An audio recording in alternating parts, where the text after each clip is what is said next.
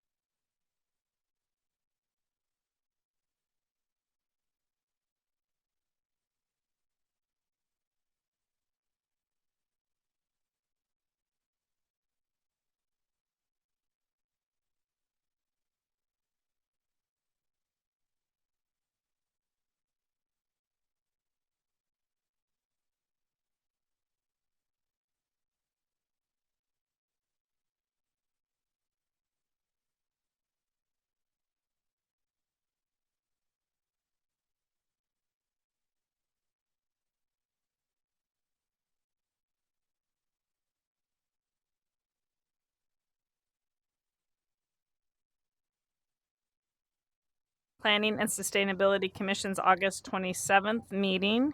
On the agenda today, we have items of interest from commissioners, followed by the director's report. On the consent agenda is consideration of the minutes from the August 13th PSC meeting. That will be followed by a briefing on PSC bylaws, and that will then be followed by a briefing on Housing Opportunities Initiative update. That's just a mouthful. Are there items of interest from commissioners? No, I'm not seeing any. Steph? Nope. Okay. Director's report. Andrea?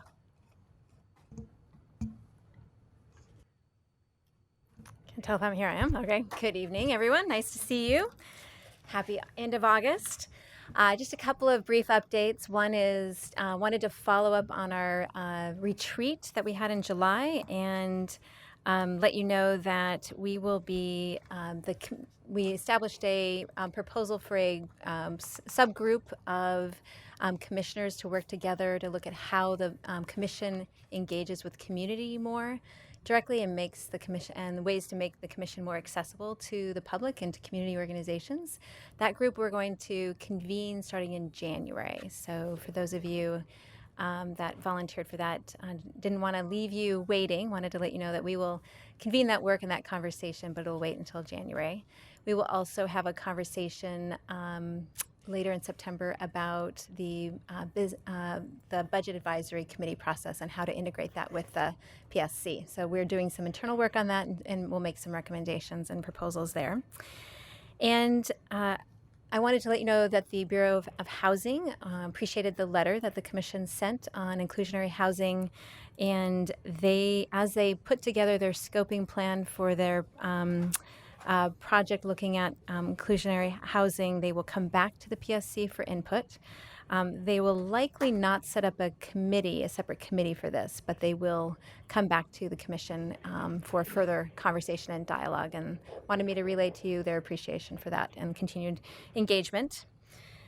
And then lastly, just a logistical issue, which is that we have a number of commissioners are unavailable for our next scheduled meeting on September 10th. So we're going to cancel that. It has the equity training. So we will be rescheduling the equity training. We're hoping to do that on September 17th if commissioners are available then. Julie will be sending out a follow-up inquiry about that to everyone tomorrow. Thank you.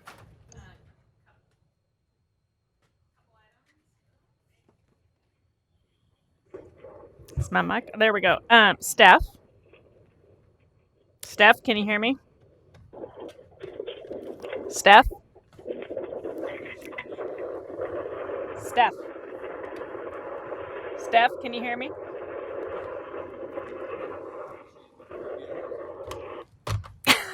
I'm sorry, I couldn't deal with that. That was Steph. I might try again in a small moment. Okay. Sure. Go ahead, Katie. Thank you, Kat. I just had a couple things, items of interest. And one was just that East Portland Action Plan is having their annual picnic, and it's tomorrow. I'm going to pass some flyers out for that. You're all invited to come. So it's the information will be on the flyer. And actually, probably anyone who hears about it is invited to come. Also, I just wanted to let you guys know that I was invited to be part of the Stand with the City coalition that happened. I think it was just last week, before the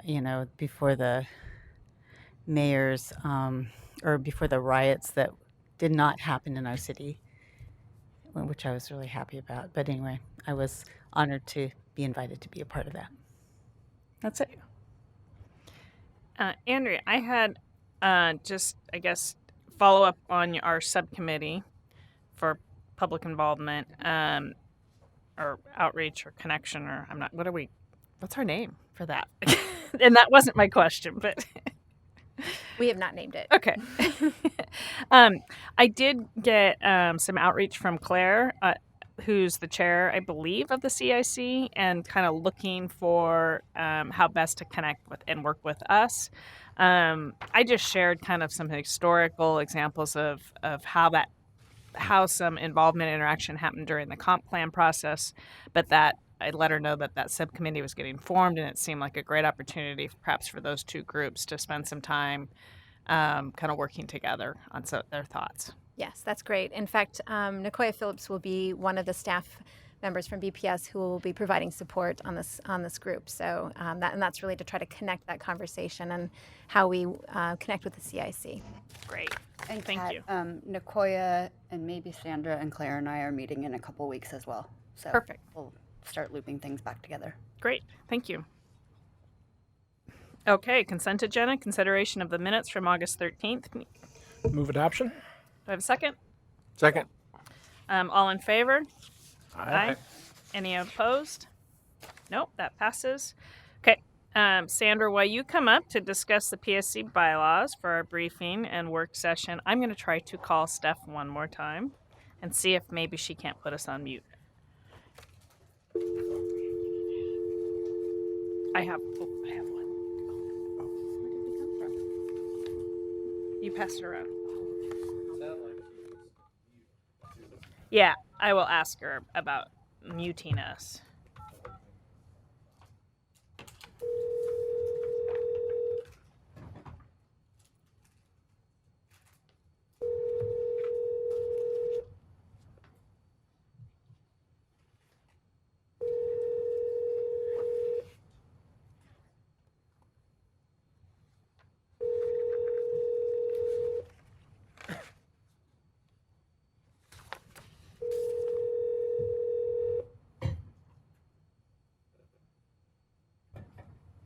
This is Steph Rouse phone. I'm sorry I couldn't be here. Thank you very much for leaving a message.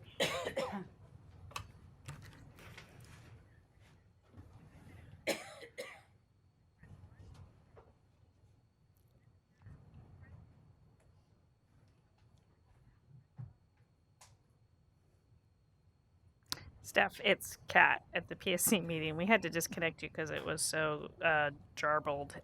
If you want to try again, why don't you email me and I will try to make another connection. Thanks. Bye. Okay. Sorry for those technical difficulties.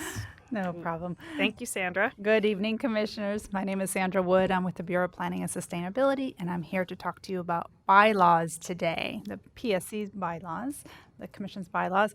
When I was coming today, several colleagues gave me their sympathies for having to discuss this issue, and I said no sympathies needed because I like to talk about the bylaws, and I think it's an important conversation for us to have about how you all work together and how we work with you, so we're all on the same page and we don't get in each other's way, and we can work more collaboratively as a commission.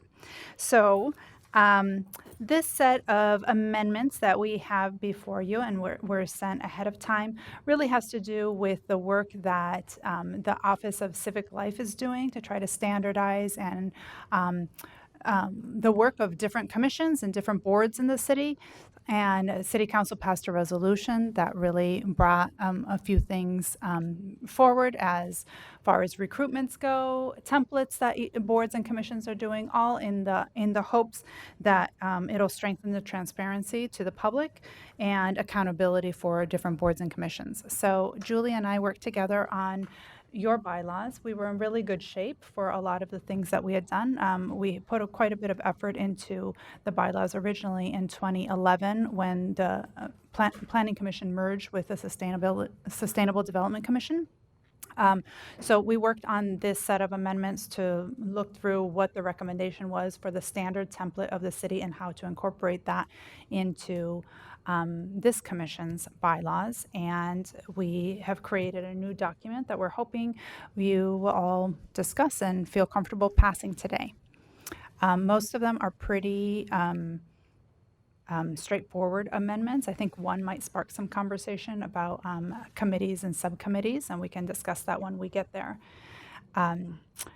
So what we have in front of you today is a standard like underline font would be something that we're adding that wasn't there before, and strike through is something that we're deleting. If the font is in italics, that means that it's codified in the zoning code, which means it went through a legislative process with public hearings and adopted by city council, and we don't have the ability to change that today. But if there's something there that doesn't feel right or isn't right, we can talk about that and how we would move forward on changing that. But that's not really the task at hand today. I will just walk us through the amendments, if that sounds okay with everybody. Sounds good? Okay. There's two parts to the bylaws. The first part is authority, powers, and duties. That whole section is comes from the zoning code.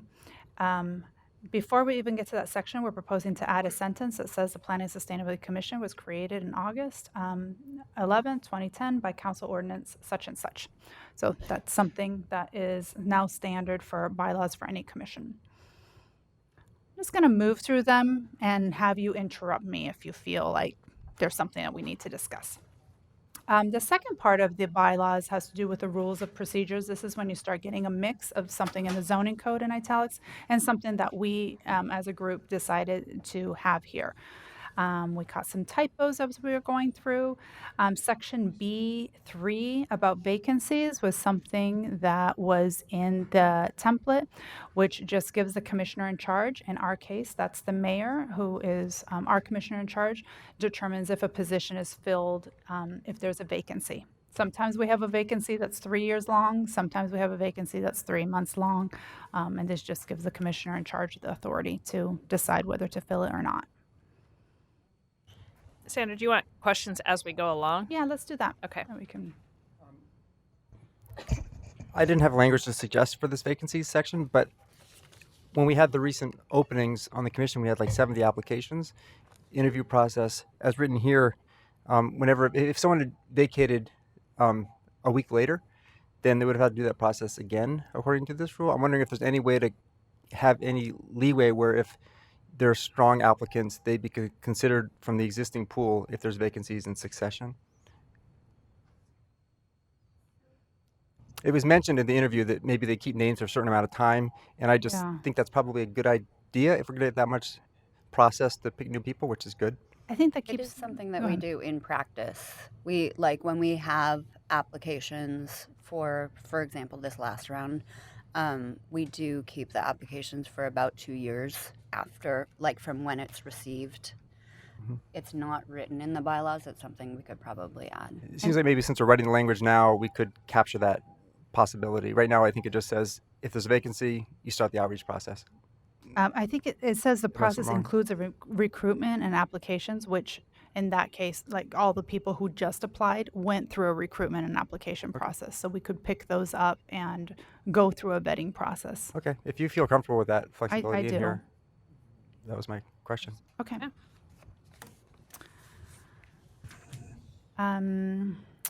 Next section, section C, is about the officers. The chair's responsibilities stay the same, vice chairs. We're proposing that we delete the other officers. We've never used this section of the bylaws because there hasn't been any other officers. There doesn't seem to be a need for it. Hey, Sandra, I'm sorry. Going back, length of terms. This was a discussion we had quite some time ago.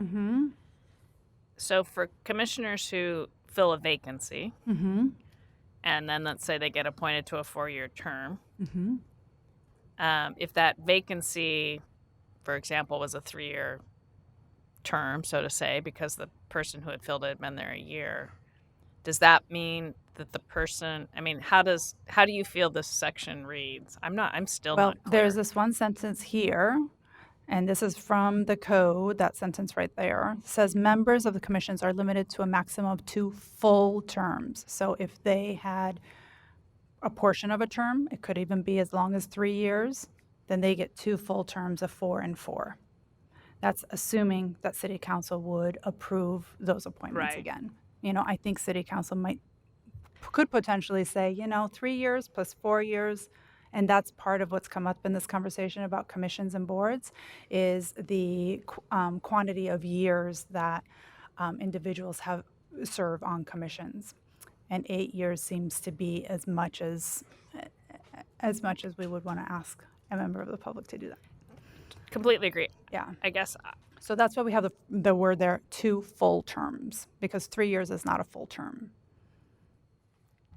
okay. I think it's confusing if that's the intent. Go ahead, Eli. And isn't there some precedent to the city council extending people's terms beyond 4 years? So a full term might actually be 4.5 or 5. I believe that perhaps happens so people could stay around for the RIP vote. We did have a couple of those. A few incidences was because when we originally set up the commission, everyone's terms ended in January. And what we learned is that when we have a new commissioner in charge coming into office January 1st, they are not ready to make an appointment by January 15th. So we have been working on moving all the position termination dates to May, is it now? Yeah, May, to give whoever new commissioner in charge is. So in that way, those individuals have been extended. I think there's probably 1 or 2 examples of during the Portland plan where we extended maybe one person so that they could vote on the Portland plan because it was such a lengthy process and they'd been part of the hearing process. But I wouldn't say that's the rule. I would say that's the exception. Chris? So this is legislative language, so we don't get to change it tonight. But it's my impression that because this language comes from an ordinance and council adopts ordinances, council can pretty much do whatever they want, right? I mean, this is our bylaws, but if council has a vote to appoint somebody to a 5-year term, that supersedes the language in the ordinance, does it? We haven't had that circumstance, so we don't know. I don't think so. It's ultimately a council decision, right? Yeah, but I don't think so. I think this is codified so that they need to keep within the 4-year terms. And when we do the paperwork, we always, do the paperwork for a 4-year term. Okay, thank you. Mm-hmm. And I also, if we don't think the maximum of 2 full terms is clear enough, we could propose something different in a legislative project that we have bringing forward. I think the commentary, the legislative intent and the commentary for all of these code amendments when they went into effect in 2010 or whatever that was, it probably makes that clear. Because at that time we were bringing, remember, commissioners from both commissions and figuring out everyone's terms. I think it's fine. I'm nothing to get hung up on as much as just I do still think the language is confusing, but thank you for clarifying. So moving on, as I said, we're eliminating the section of other officers because we've never had other officers, so it doesn't seem necessary. Now this section D about subgroups. This is probably the most substantive, if there is a substantive amendment to these bylaws today. We thought it needed to change for 2 reasons. We were trying to distinguish and differentiate between formal subcommittees as stipulated in the code. And what the zoning code says is the Planning and Sustainability Commission may divide its membership into special subcommittees, which are authorized to act on behalf of the commission for an assigned purpose. 3 members of the commission constitute a quorum on such subcommittees. Subcommittee actions require the affirmative votes of at least 3 members. And then our bylaws go on to say that they're appointed by the chair, there'll be a purpose, a termination date, and we're proposing to add public notice will be sent for subcommittee meetings per the regular notification process. And this is to indicate that if there is a subcommittee who is acting on behalf of the commission, those are subject to Oregon public meeting laws, and we want to notify the public, and the public's welcome to attend those meetings. We were distinguishing those formal subcommittees that act on behalf of the commission from work groups. And we're proposing this new language around work groups, which says several members of the commission, not to meet a quorum, may work with staff on specific projects or issues if the commission deems it necessary for more efficient use of commission time. Work groups will share information with the full commission about project updates, including any recommendations. A work group is not authorized to act on behalf of the commission. So this allows, for example, for the design overlay zone amendments, we're working with a design commission, so we have a few planning commission, PSC members and a few design commissioners working together, and they can actually email each other. For residential infill, we had the parking working group that met offline and met with PBA and then came to the full commission to say, we've really explored these options and here's some ideas. But the decision-making itself happens within the commission confines. Yes. So to go back to the executive committee issue, Yes. so I don't see anything in the language you're deleting that says the executive committee ever had the ability to act on behalf of the commission. Is that correct? Correct. Okay. And it didn't. And why we're proposing to delete this language is because with the code language, this sentence of 3 members of the commission constitute a quorum on subcommittees, it doesn't seem to be in alignment with the executive committee language. So by deleting the executive committee language and adding under meetings,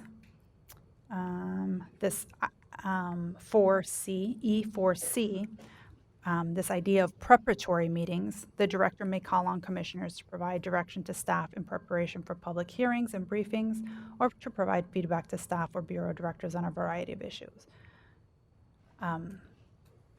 It's not a formal subcommittee, it's just a preparatory meeting for a real commission meeting. Chris, go ahead. So the question I would have about that is who the initiating authority is.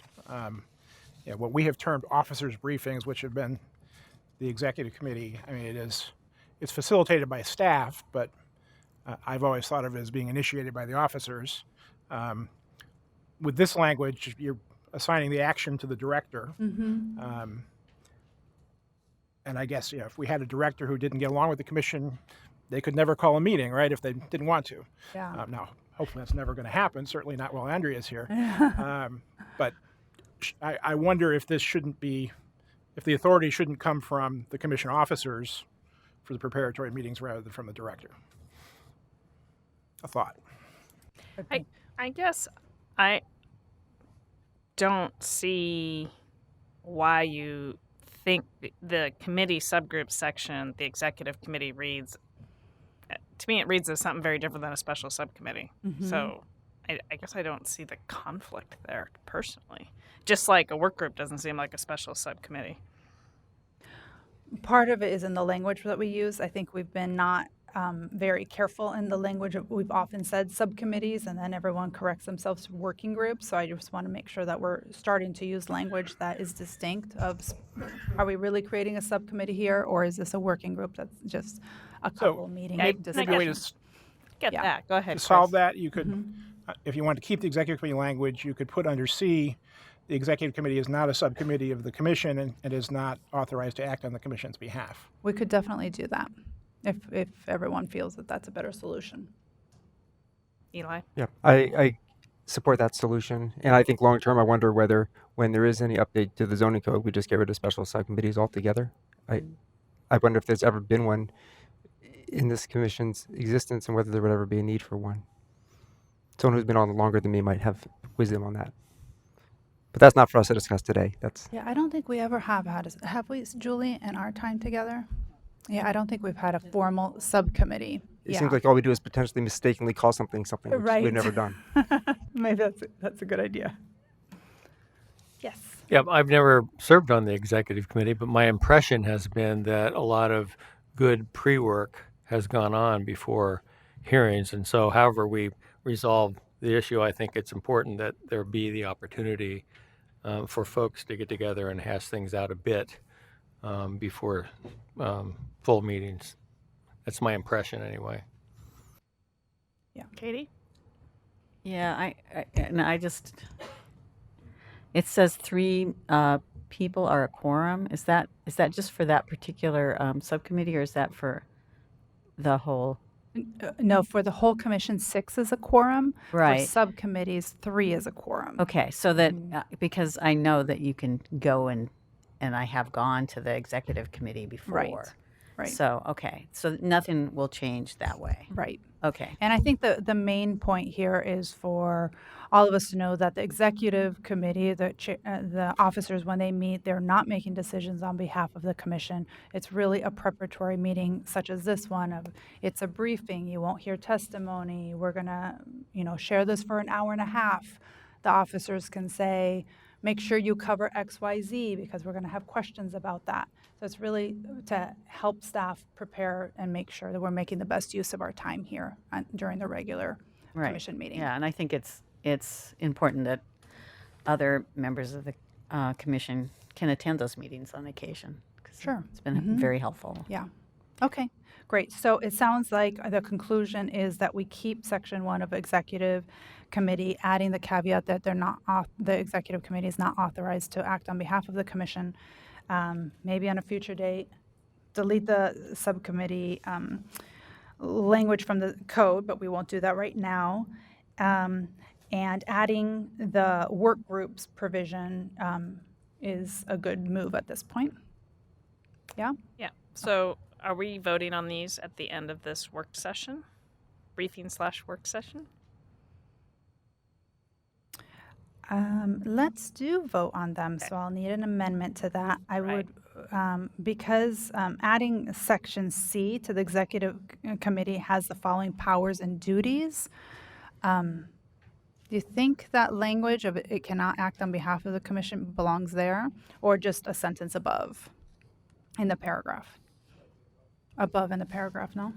Okay, so Commissioner Smith. So I'll make that a motion if you like. Well, should we wait till we go do the briefing and then kind of go into voting mode? Okay. But I will count on you for that, Chris. And can we take a break to call Steph? She has emailed me. She's ready to try again. Sure. Thank you, Sandra. Mm-hmm.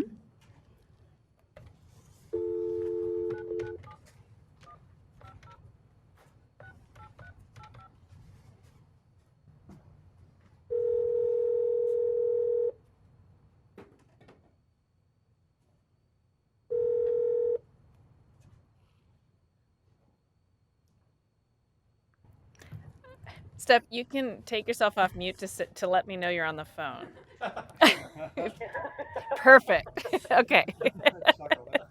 Now you can put yourself back on mute. And then obviously anytime you want to chime in, you're going to have to take yourself off of mute. That's helpful though.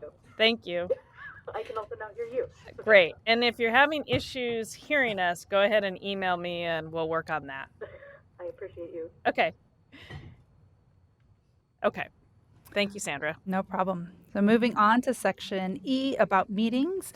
We're adding, along with civic life, to all the other bylaws, that meetings will be conducted to foster collaborative decision-making between the commission members using Robert's Rules of Order. I'm just curious about the decision to call out Robert's Rules of Order specifically, rather than just focusing on decision-making that is collaborative. Just to watch me get caught up on not knowing how to do it. Yeah, we already, I didn't look very deeply into that because our bylaws already say that the commission refers to the current edition of Robert's Rules of Order, or like motions and seconds and all of that comes from there. And there are other rules of order. I can't remember what their names are now, but when we were creating the bylaws, there were different books of rules of order. And so since we already used Robert Rules of Order, I didn't ask Civic Life what their thinking was behind this. I guess I'll raise a concern here that there may be opportunities as we start to think more about how we engage in different spaces, and in particular engage in more community-oriented spaces where Robert Rules of Order may present barriers and create divisions between the commission and folks who wish to engage. So I think calling that out and requiring us to use Robert's Rules of Orders by our bylaws is kind of codifying that barrier in a way that I think will be unproductive for some of the hopes that we have as a commission in terms of changing the way we do business. I think we can kind of informally agree that it's a useful way to make seconds and motions and amendments and things happen, but to not lock ourselves into it, I think is a meaningful way to think a little bit more creatively about how we do our work. And to be honest, what this says in the civic life was meetings will be conducted to foster collaborative decision making using Robert Rules of Order. It didn't say between the commission members. And we inserted between the commission members because we thought, is the commission making are they in a collaborative decision making process with the public? And I don't think you are. I think the public can come testify. They have 2 minutes. That's not collaboration. So it's along those same lines. And maybe we want to change that in the future or go down this line. But so we inserted, really, we think it's collaborative decision making between the commissioners themselves. I don't want to belabor this point, but I think even working through Robert's Rules of Orders in some situations may create barriers, whether folks are engaging in it and know whether or not it still creates a formality that may not always be useful to this space. I would just push back a little bit in terms of thinking like, again, we can agree that that's how we do our work, but do we need to name it in a way that kind of locks us into it, that there may be times when we want to be a little bit more informal in terms of how we make decisions or how we discuss, regardless of how folks are engaging with us in different spaces. So did you want to propose an amendment at this time, or? I think we're holding amendments. Yeah, let's Oh, hold amendments. motions on it if that's okay. So I appreciate what you're saying. My only concern is, and like I said, as much as I really rely on Chris for Robert's Rules of Order, that it does help. It has been really key, and I get that it's our choice, but helping us to understand kind of how we're going to move through things. And so I guess my only other thought is if you take that out and we don't have that common understanding prior to, let's say, a work session or where we're going to have to make a decision, we're going to have to kind of all lay out the rules for each other. So everybody here is kind of in their minds kind of preparing for the same modus operandi, so to say. So for instance, if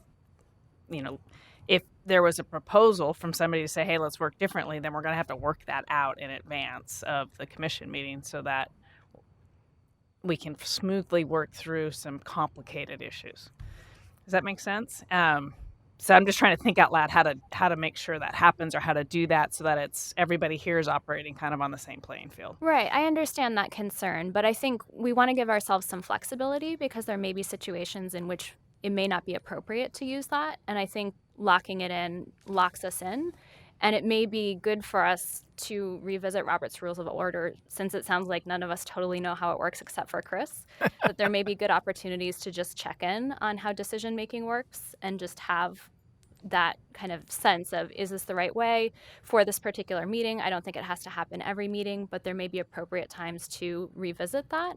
And then also just have a check-in on how that procedure works so that there aren't barriers within the commission for folks who don't totally understand how to use Robert's Rules of Order. Go ahead, Mike. Well, I've been in processes where people actually suspend Robert's Rules of Order for exactly that reason. So I think that's an option that is open to the Eli? commission.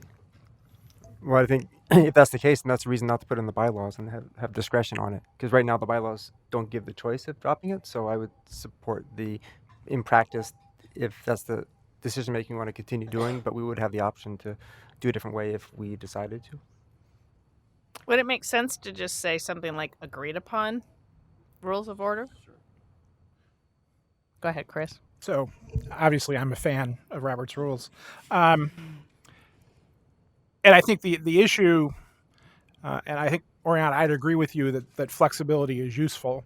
And I think there are a lot of contexts where we are very informal. And nobody's ever objected and said, no, you're not doing it according to Robert's Rules.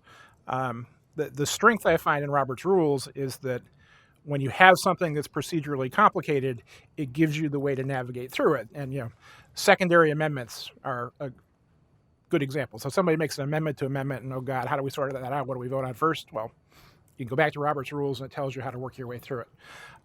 The other thing that I really like about Robert's Rules is it has protections for the minority. So there are certain motions that require supermajority, and so the majority can't just silence a minority viewpoint on the commission. So it's a tool that I would be reluctant to just put aside and say we're going to make it up. So, just to, again, my wheels are spinning on this. Would it be the chair's discretion as to how to move through a topic? And I guess where I'm going with that is certainly there could be a discussion. Let's say, Oriana, you want to present, hey, I think it'd be great on this topic coming up that we work through it in this manner. The chair would take it, send it to the commission saying, I agree, and we're going to proceed with the vote coming up in a few weeks in this manner.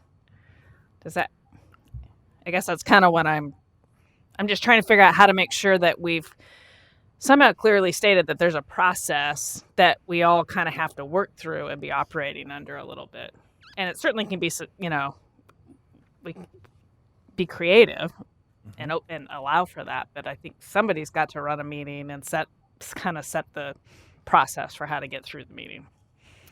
I think that's a fair way to approach that. I'd be curious what other commissioners who are kind of, I think, latching onto this idea a little bit think about how you would like to do it. I think there are other options in terms of consensus or having a majority 5-4 for folks kind of agreeing on whether to suspend Robert's rules so that it's a little bit more collective, because I think that's what we're trying to get at here. I recognize that Robert's rules have protections for the minority.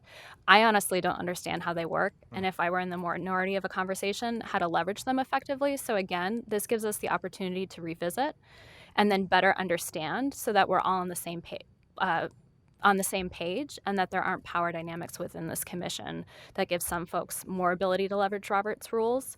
If we check in regularly, if we have a process, whether it's consensus 5-4 or the chair's decision, that again gives us that flexibility. And we're not totally suspending Robert's rules, we're not throwing them out, but we're not locking ourselves into a system that has been used to create oppressive dynamics in many different meetings.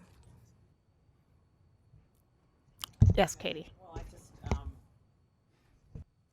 seems like we need to have I think your mic's not on. I pushed on it. Okay. We need a process that is going to work for us regularly, because you would actually not want to not be ruled by something and then take a vote and somebody could come back and say that vote was not legal because you didn't use the process that you said you were going to use. So I think we always need to be clear about what process we're using, right? And then the other thing is, I was just wondering, we often do things like straw polls and do a heck of a lot of discussion. Is that covered under Robert's rules, or is that just discussion? No, straw polls are not in Robert's rules. It's the creative ad hoc. Right. And we typically do that when we're giving guidance to staff to how to shape something to bring back to us for final decision. That's an example of the informality that's useful. Right. They often were, the straw polls were often were sort of preliminary decision makings. And the other thing I was thinking, just that at times it does come down to a vote. And sometimes we disagree, and we do need a way to so I'm assuming you're not saying that we wouldn't be voting or we would have a consensus model or something like that. I think it's really important that we each have our own individual vote. Well, and the requirement of a majority vote is in the bylaws. We can't adopt rules that get around that, because that's, I think, in statute and in the bylaws. So the final decision takes a majority vote. And just so you know, when we were creating these originally, we were going back and forth with Robert's rules because, for example, the vote, I think Robert's rules has different voting procedures than we do. So that's why section I in the very back says other procedure questions. To resolve procedural questions not addressed by these rules, the commission refers to the current edition of Robert's rules. So so the voting, oftentimes, I can't remember what Robert's rules is, but for this commission, it's the majority of those present. I think Robert's rules is the majority of the commission, whether they're present or not. There's different nuances like that. So when we wanted to overwrite Robert's rules, we wrote them into this. It's only when we didn't address something that we would refer to Robert's rules. And frankly, I don't think there's been any time that we've had to go to Robert's rules because we hadn't addressed something here. So maybe as you're thinking about if you want to propose an amendment to this, it sounds like there's two trains of thought. One is, how you work together and foster collaborative decision making, and if you need to box yourself into Robert's rules for that, for collaborative decision making. The other is the Robert's rules and the procedure section at the end. I also think it's a matter of knowledge, right? So it's not good enough that we're always relying on Chris, who, although I'm sure you have great intentions, could also manipulate the situation to his own interests, right? Because we're constantly saying, well, I don't know what's the rule there, right? And I think that that's the problem that Oriana is trying to bring up, is that if we're not all versed on it, maybe we need a training or something. But if we're not all versed on it, then it's something that's not going to work effectively because there's a knowledge barrier. So I'm not saying that it's not something that we should use, but I don't have the knowledge of what it is even to be able to make that judgment, right? So maybe there should be a training to give us all the knowledge that, Chris has, or start to break that seal so that we can make a, informed decision as to whether we want to proceed with those rules or not. So Daisy wanted to have a comment, and then I think we need to, looking at the time, probably move on. I don't think I can elaborate this better than Oriana has already, but I just want to say that I agree with Oriana that we don't have to put this into code. I think we also have to think about what are white supremacist, white dominant models of collaborating and running meetings and procedures. So just thinking a little bit about that history, and if we are looking to maybe change the way that we engage with the public, that's something we need to be thinking about. That's all. Okay, I'll go ahead and keep moving on. Another piece to this is attendance. Not much change except for this last sentence about members may not have alternates. No one has ever had an alternate here, so we don't need, it's just putting it in there. A few just word changes. Preparatory meetings. This is about the officers meeting ahead of time, generally with the director to prepare for these commission meetings. So if there's an amendment to the executive committee, maybe there's an amendment to this section too. Public notice, we have changed who we are publishing the meeting agendas with. We moved from the Oregonian to the Oregon Daily Journal of Commerce, and it's now going in. It used to go in the Friday before the Tuesday meeting. Now it'll be published 10 days before the meeting. We discovered in this ORS, which is Oregon Revised Statutes, that when we amend subdivision codes, it needs to be in the newspaper 10 days ahead. So we're just going to apply that across the board for all commission meetings. We changed the agenda order just to reflect our current practice. And is that the last thing? Yeah. I get that this would require a change to Title 33, but I think that if the Community Involvement Committee were tasked with figuring out what's a fair, equitable way to just share information to a broad part of the public, they probably wouldn't preferentially pick the GJC. So I hope that through some legislative update, we figure out there's plenty of other ways nowadays to spread information about meetings that gets more likely to people of the wide variety of Portlanders than that periodical. We'd have to change Oregon Revised Statute because the statute requires, that's why we put the ORS in there. It requires that when you change subdivision and partition laws, that the meeting gets noticed 10 days ahead of time, the first evidentiary hearing. How often do we change those laws? With many of our zoning code amendments, we do. Like residential infill probably has a few things. So we didn't want to parse out, oh, this project is changing the subdivision laws, this one isn't, especially if a new amendment is proposed at Planning Commission and we hadn't noticed it. So we thought we would just do it across the board. It might not be the best, but we didn't think it hurt either.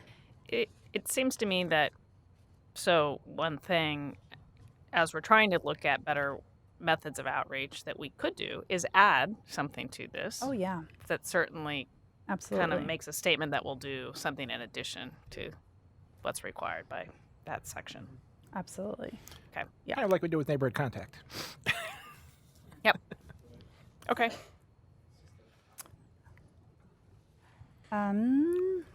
Where are we? Minutes, decisions. I don't think we have any proposed changes there. And communication and coordination, no changes proposed there. There's that section about other procedural questions if we haven't covered it in these rules. And these two last sentences that were in the template from Civic Life about when the original bylaws are approved and when they're amended. So we can keep track of that. Great. Okay, so any other kind of just general questions? If not, then we can move to taking motions. Can I suggest, Madam Chair, that there seems to be enough difference of opinion on several points that might be worth forming a subgroup to go work on this and bring it back to the commission? I think we can get through it tonight. Okay. All right. I'm game.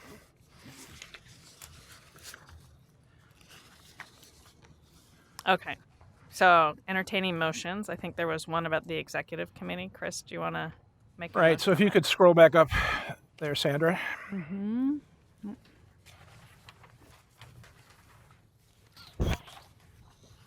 I would move that we retain D1 and renumber subsequent sections, and that we insert a sentence after the first paragraph saying the executive committee is not a subcommittee of the commission and does not have the authority to act on the commission's behalf. And I would further strike the section about meeting preparation then, since this section will be retained.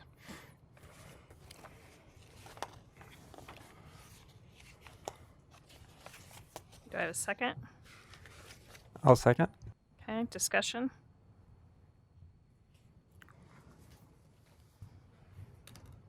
Since there's no discussion, why don't we go ahead and take a vote on the motion, which is to retain this section D1 and add the sentence that the executive committee is not a subcommittee and does not, and I'm paraphrasing, and does not have the authority to act on the commissioner's behalf or commission's Can I behalf. backpedal and ask a question? Yep. This strike through does not dissolve the executive committee. Correct. So, Oh, you're talking about the strike through, does yeah, not? Yes, correct. Yeah, it doesn't. So if we allowed the strike through, there would just be no rules, no bylaws governing the executive committee. Is that correct? Correct. Okay. Yep. Just for clarification. Yep. Any additional questions or My discussion? motion items? also included removing the meeting preparation section later. Which is D4C. Right. Mm-hmm. Okay. That is in It my is in motion. his motion. Because that was put in as an alternative to this language. So keep this in, take that out. Okay. Any other questions or discussion on that item? If not, let's take a vote on that. Okay. Bordolazzo, Yes. Hauk, Yes. Larcel, Lawrence Spence, Yes. Magnera. Yes. Quinones, Yes. Routh, if she's there. Steph? Steph, are you following us? Do you want to vote here? No. Okay. Smith, Yes. Spivak, Schultz. Yes. That passes. Okay. Next motion. I move for an amendment to, in section E, under meetings, strike using Robert's Rules of Order such that the sentence reads, meetings will be conducted to foster collaborative decision-making between the commission members. Could you scroll to that, Sandra? Oh, sorry. Do we have a second? Second.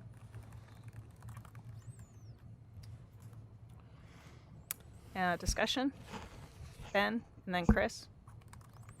I like the idea of adding a little bit more flexibility to this, but I think the Robert Rules of Order offer a good guideline.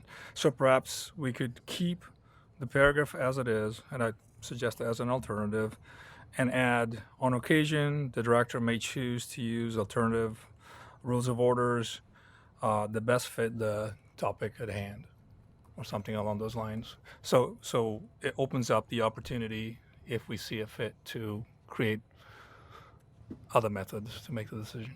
So here's maybe another way to look at it. Let me know if you think it states this correctly, that I was thinking as a friendly amendment that we leave in using Robert's Rules of Order unless suspended by a majority vote.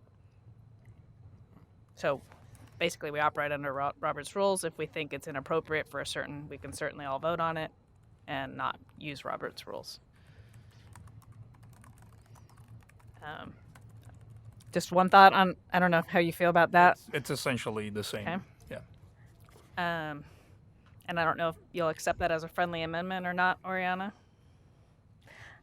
I just don't feel like I have sufficient information as to what Robert's rules are, and I don't feel comfortable voting on this amendment at this time. I don't know if that means that I support Chris's original amendment of going to a work group, because I don't believe that we all have sufficient knowledge of Robert's rules as they stand. Okay. I think as Another a thought. I'm sorry. Go ahead. I think another thought is the times we pull out the bylaws is when something's getting a little tense or tricky. That's the benefit of having the bylaws and turning around. So this friendly amendment, unless suspended by a majority vote, when would you suspend that majority vote? Like at the beginning of hearing an issue, like, oh, we're going to start working on the South Reach. Let's suspend those rules right now. Or I think you would want to invoke that when things are starting to get tense, and then everyone's going to run to the Robert's Rules. Is there something in there I can use? Is there something there I can't use? So it's about when those rules get invoked. And Robert's Rules is thick and big, and it goes into minutia about a lot of things that this commission doesn't actually really do even. So just a thought. Can I say So something? first of all, I guess I asked for a friendly, you can go yes or no on the friendly amendment, Oriana. I don't think I'm quite comfortable with that because I think the spirit here is more starting from a place of more collaborative decision making that isn't locked into Robert's Rules, rather than coming to situations in which there is some tension, and then there will be dynamics between the majority and the minority. I think it's Fair more enough. collaborative in nature. Eli, and then Chris, I think, and then I had Katie. my hand in. Yeah.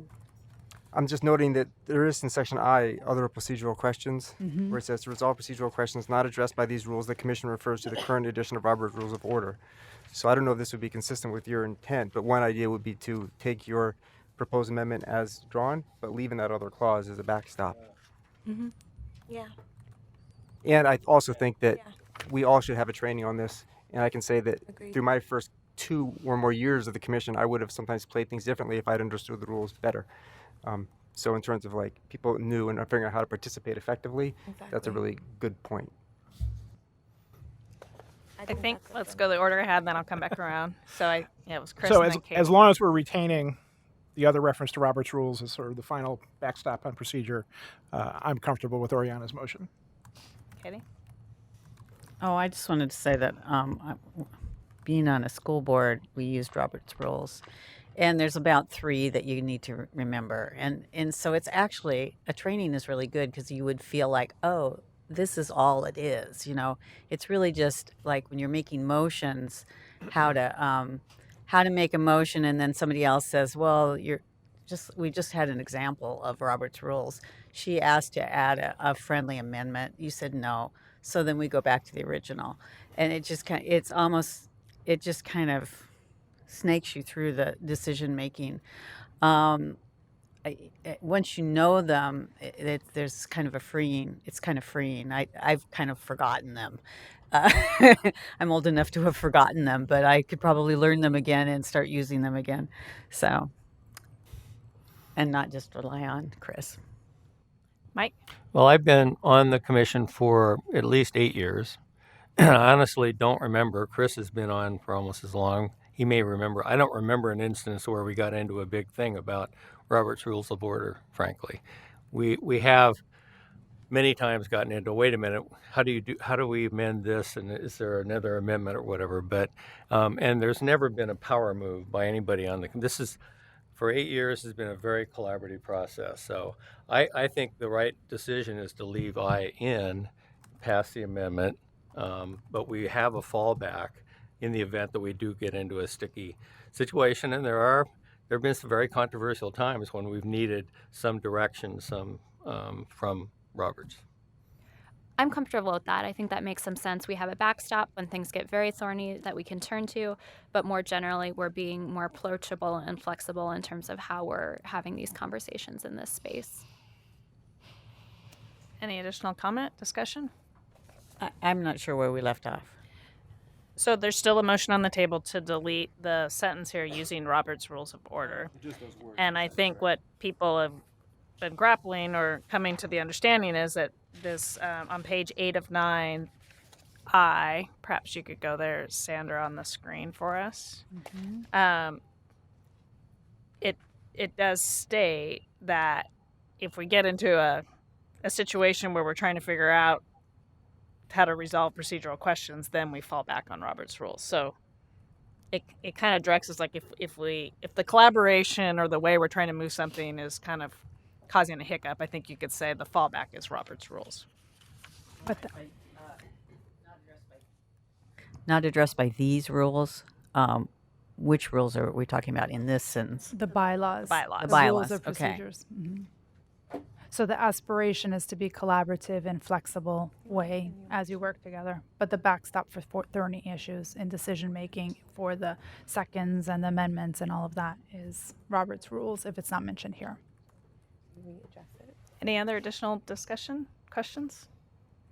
This is Steph. I think that that's a great solution, and I happen to have in my backpack Robert's Better Meetings, a user-friendly parliamentary procedure brochure for everyone at our next meeting, just for the heck of it. Thank you. Much appreciated. Okay. Okay. I think with that, let's go ahead and take a. This is the vote on the proposed amendment. Yeah. So Lotso. yeah. Go ahead. Yes. Out. Yes. Larcel. Yes. Lawrence Spence. Yes. Magnera. Yes. Quinones. Yes. Routh. Steph. I think I have to recuse. I'm not a voting member. Oh, that's right. Okay. Oh. Thank you. Thank you for clarifying. Smith. Spivak. Schultz. Yes. Perfect. The motion passes. So now we get to vote on the entire package, which is the bylaws with the 2 motions that we've already passed. Would you like a motion to that effect? That'd Yes, be please. fabulous. Thank you, Chris. I move that we. Oh, I have a amendment. I was going to hope to put some language in addition to outreach to the GJC, Oh, yeah. but I don't have language at my fingertips. Is there any way we can say that it will be sent meeting announcements to the DJC and blah blah blah? So there's a Who number. would of the blah, people blah, who- blah be? Yeah, there are a number of people who are noticed generally Okay. for the meeting. Okay. There's a whole legislative list, neighborhood associations, that sort of thing. And just to clarify, this is the notice for the meeting itself. Like if you have 4 briefings, it's just the notice for the meeting of what's happening in the meetings. Projects have their own notification requirements that are in other statutes. Okay. Street vacations require one thing, legislative zoning code amendments require another thing. I'll drop it. Well, I have a comment. I think this is something that came up in our original, onboarding, was thinking about the visibility of the commission and who tends to appear in the audience, and thinking about how to better gain more visibility and transparency and bring more people, regular people, into the meetings, regardless of a project, right? It doesn't have to directly be affecting you, but it's all affecting you, right? So I understand the need to want to put in more language so that you are able to have the leeway to have notice of a meeting in other periodicals or other more technologically advanced ways that we tend to use nowadays, right? So that we have a larger quorum of the public in in the seats. Right. And we weren't proposing any changes to that until we had that broader conversation with the commissioners that had expressed interest in having that conversation in the future. Yeah, so I guess my proposal would be that so we can pull up the bylaws and change them, I assume, just about any time we choose. Anytime.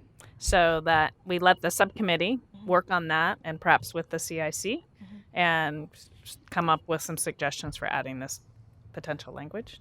But we won't call it a subcommittee. Yeah, the work group. Work group. Work group. See? See? That was easy. We just See, need to it's get rid of clear. that language. Okay. Any other additional discussion? No. Okay. I think you can. Then I would move that we adopt the bylaw amendments proposed by staff with the amendments adopted by the commission this evening. Thank you. Julie, call the roll. Bortolazzo, Yes. Hauk. Yes. Larcel. Yes. Lawrence Spence. Yes. Magnera. Yes. Quinones. Yes. Schultz. Smith. Yes. Spivak. Yes. Schultz. Yes. Thank you. The motion passes. Wow. Who would have thought, Sandra? Thank you. So, Andrew and Joe, I believe you're going to come up. I guess my one question to you is we are a half hour late. Were you thinking you needed the full 2 hours? And if so, maybe we need to pull the commissioners to see if we can stay all the way through.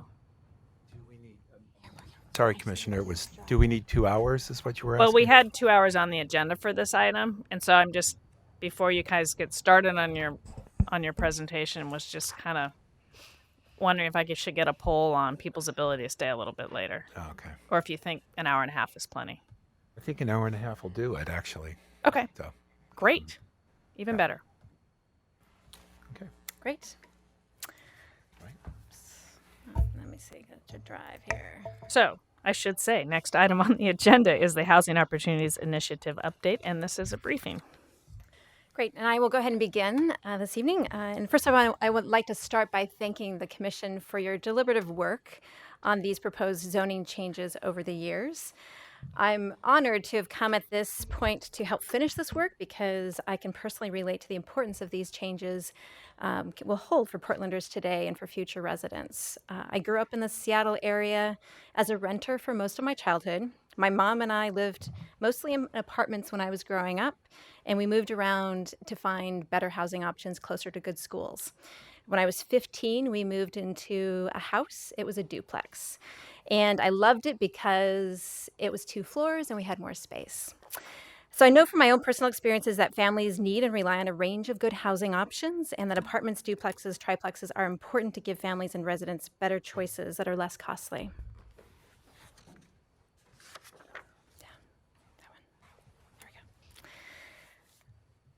Why Housing Opportunities Initiative? We must increase housing choices throughout our neighborhoods to provide opportunity for current and future generations to live in our growing city. Our teachers, bus drivers, nurses, students, and families of all types need healthy, safe, and affordable places to live and call home. As we know, Portland is growing and its needs are changing. We are on pace to add 260,000 more people and 123,000 more households by 2035, which increases the need for more housing. We know the Portland housing stock has not kept pace with our growth, which has contributed to our housing affordability problems today. And while our city grows, diversifies, and the population ages, the needs of Portland households are changing. And these changes increase the needs for more types of housing choices. We need to provide more choices in the city to connect people closer to their jobs, reduce commute times and congestion, and improve overall livability for residents. The purpose of the Housing Opportunity Initiative helps us meet these needs, and it steps up our commitment to keep people and businesses in place and maintain the vibrancy of our neighborhoods. All Portlanders are concerned about affordability. When we began work on these projects in 2015, Portland had a growing affordability problem. This map shows how the cost of buying a home has changed since 2015 and continues to be less affordable. The blue dots represent the houses that were affordable to those earning 100% MFI, and the brown dots show sales not affordable to those earning 100% MFI. This trend has continued into 2019. And unless we take a hard look at what types of housing we are creating, what size, what design form, and what price, we will not be able to change this trend. We also know that we need more multi-unit housing to meet the needs of Portland residents. The multi-dwelling zones and our mixed-use corridors will see most of the growth in the city. We've long known that we need better multi-unit housing, apartments and condos to improve conditions for households living there and the communities in which the buildings are located. That is the focus of Better Housing by Design zoning changes. We must create a range of housing options, and that means being honest about who is living there. A common theme we have heard is that multi-unit housing is just for single millennials. But the truth is families in our communities are living in multifamily housing. In Portland, multifamily housing includes a broad range of households with and without children, higher proportion of communities of color, half of African American and Hispanic and Latino families with children. Better Housing by Design will ensure these buildings are designed with families, children, multi-generational families living together, and communities of color in mind. We know that in order to meet the demands of our growing city, providing options to people to live closer in and ensure that future generations of Portlanders can live and thrive here, we need to take advantage of our entire housing areas. Single-family dwelling makes up a significant portion, over 40% of the city's land. These are areas that can provide more housing options for residents and families, including giving people, including communities of color, more choices to stay in the city. These changes will improve the quality of life for residents by reducing commute times, give people access to transportation options and complete neighborhoods, be better for the climate, and stop the proliferation of McMansions in our neighborhoods. The residential infill zoning changes will be an important tool for the city to prepare for the growth we are experiencing today and will continue to see for years to come. We are bringing residential infill and Better Housing by Design together because it completes the work the City Council started when they adopted the mixed-use zoning project in 2016. These changes give the city the zoning tools to build up our middle housing stock so we can create more housing opportunities that people can afford to live in and be near to core services. And while we increase housing opportunity to address city's long-term housing needs, we will need to reduce displacement across the city. We also know that we can do more and be clear about and intentional about the range of strategies and tools that are available to keep people in place if they are at risk. I'd like to thank the PSC for bringing your attention and urgency for the city to do a better job of addressing displacement. That is also an important part of this initiative, which we will share more about as I turn it to Joe.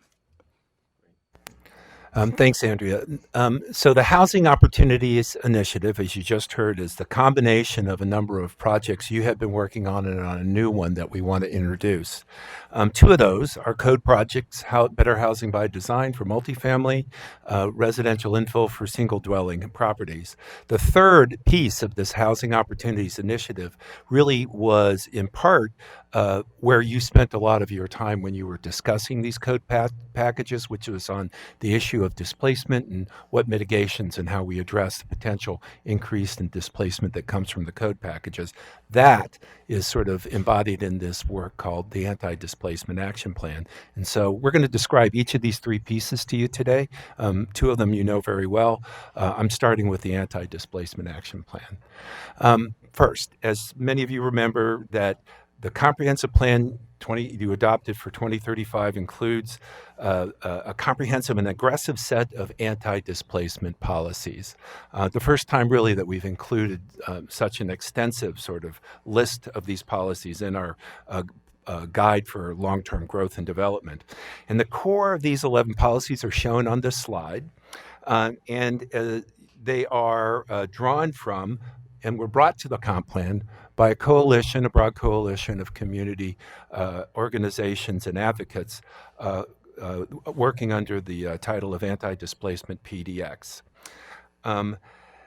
The ADPDX advocated for these 11 policies as a concrete way to put into action the environmental justice and equity principles that we sort of set out there at the top of the comprehensive plan. And they did so looking at this as an issue that was acute at the time and remains acute, the housing security in face of real estate pressure, market pressure, and as well as a racist history of land development policies.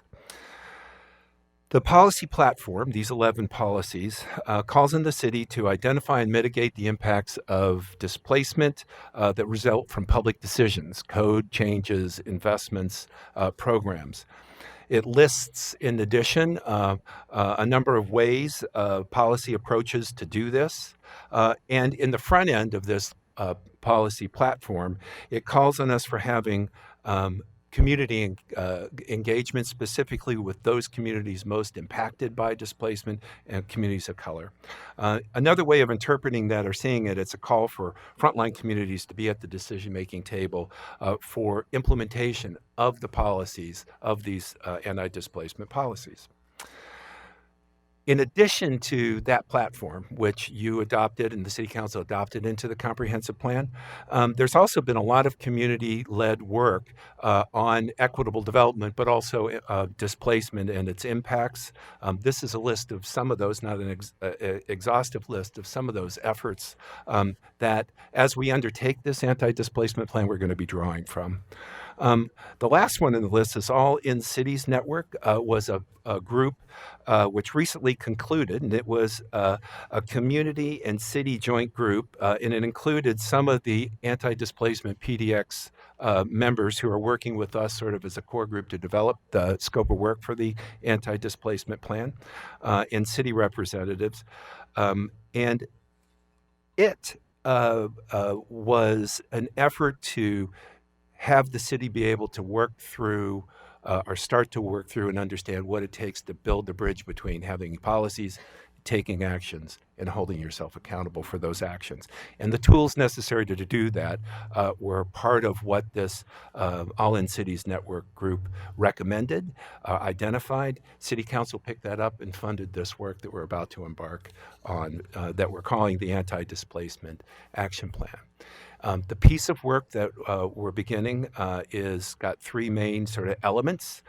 First, it has a strategy, which is about the tools and commitments to take action and sort of setting ourselves up to track and hold ourselves accountable for those actions and the changes that they make or fail to make. It's a toolkit of strategies and actions we're going to address, built on an understanding of root causes of displacement. And it's also got a unified set of will have a unified set of result-based performance metrics. That's what we got from the assignment. Second element, and this is actually really key to this whole effort, is that it's got a shared leadership group charged with shepherding through and holding ourselves accountable for this work. And it's a community-led task force that would be created to provide leadership for implementation of the anti-displacement policies. And the notion is the same group, representatives of the community organizations and groups that brought these into the comprehensive plan that provided that leadership sit at a table with decision makers who are implementing the actions and programs to carry out the anti-displacement work, thereby improving the overall effort. The third piece of the group of the framework is that this same group, this same effort is charged with growing the effort, reaching beyond just the starting place that we have, which is city activities and the community organizations and community efforts that helped formed it, but pulling in other partners, regional partners, philanthropic partners, to grow, expand, and sort of sustain our ability to keep this work up. So what are anti-displacement actions? Because so you don't just get the impression that this is about that's task force and just a process. The actions that we take that constitute an anti-displacement strategy, many of which the city's already taking. It includes the production of affordable housing and the preservation of affordable housing. It includes tenant protections, which the city, even at the state level, has been very active on in the last year. It also includes the need to continue to develop and add to this toolkit and add to it in ways that stretch beyond our standard sort of approaches, but also tailor them to the situations we're seeing in Portland. It includes the need and the call for a regular evaluation of these efforts and their impacts as part of having accountability.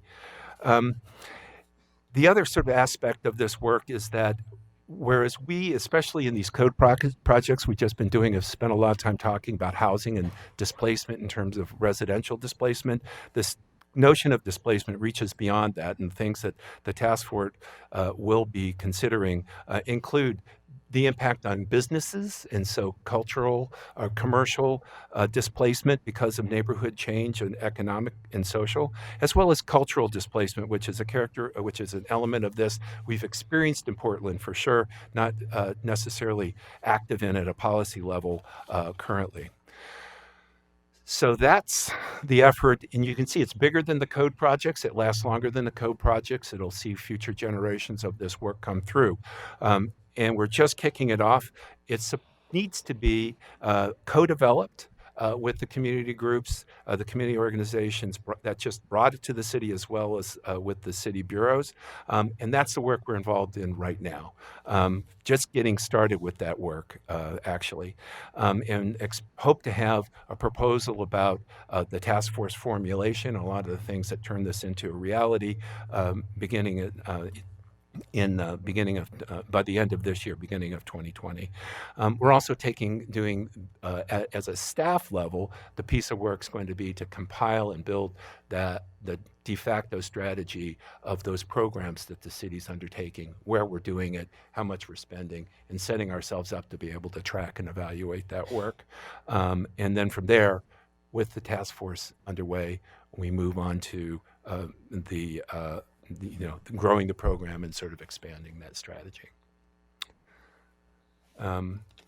So that's, as you can see, is sort of a piece that pulls in more things than we typically are talking about here when we're doing code packages and looking at the tools that are really sort of in the main sort of line of responsibility to the Planning and Sustainability Commission.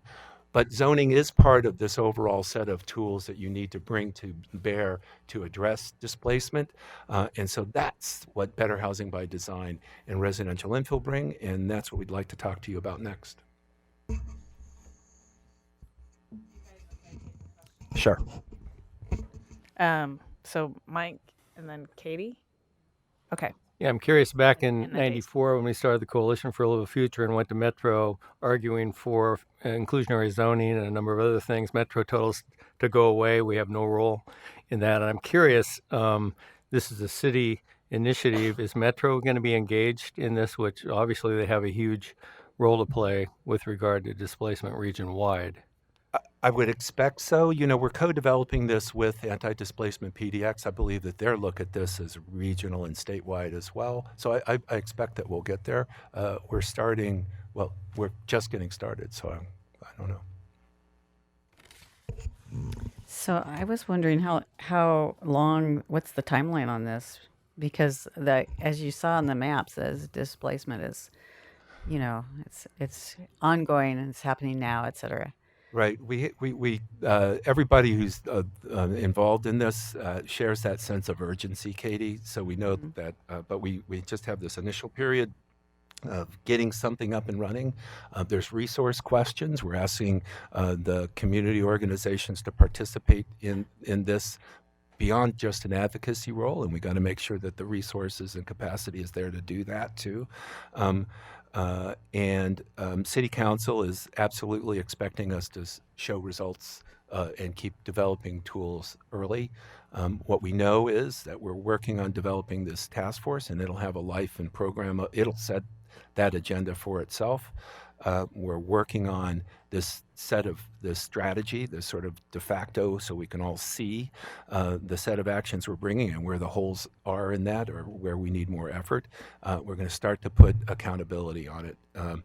All of that we have to accomplish. We're shooting to get some level of accomplishment on in the 1 year that the city has funded this effort so far. But that's not the main objective. It's to show results. Mm-hmm. Is the task force going to include people from, say, Metro, not just people from Metro, but like some elected leadership?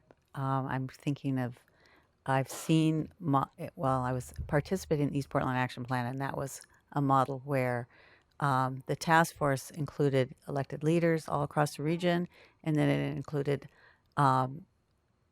community members. Is it going to follow that model? Because then you would have you would have Metro right there. And honestly, they really do need to be involved. Oh, yeah, we're co-developing it and just getting started. So I assume that it'll be something like that, but we really haven't had that discussion yet. We haven't had, there hasn't been something like that since the East Portland Action Plan, as far as I know. Maybe there's something else out there that I was not tuned in on. But it seems like that everyone cares about this issue. So it has that big, oomphy feel to it where everyone cares about it. So I really think it could include a lot of people. And that's my 2 cents. Okay, thank you. Daisy? Hello, thank you. I was at Policy Link when they did the site visit with you all, so it's exciting to see that it was a fruitful visit. I'm curious a little bit I want to hear a little bit more about the evaluation and accountability.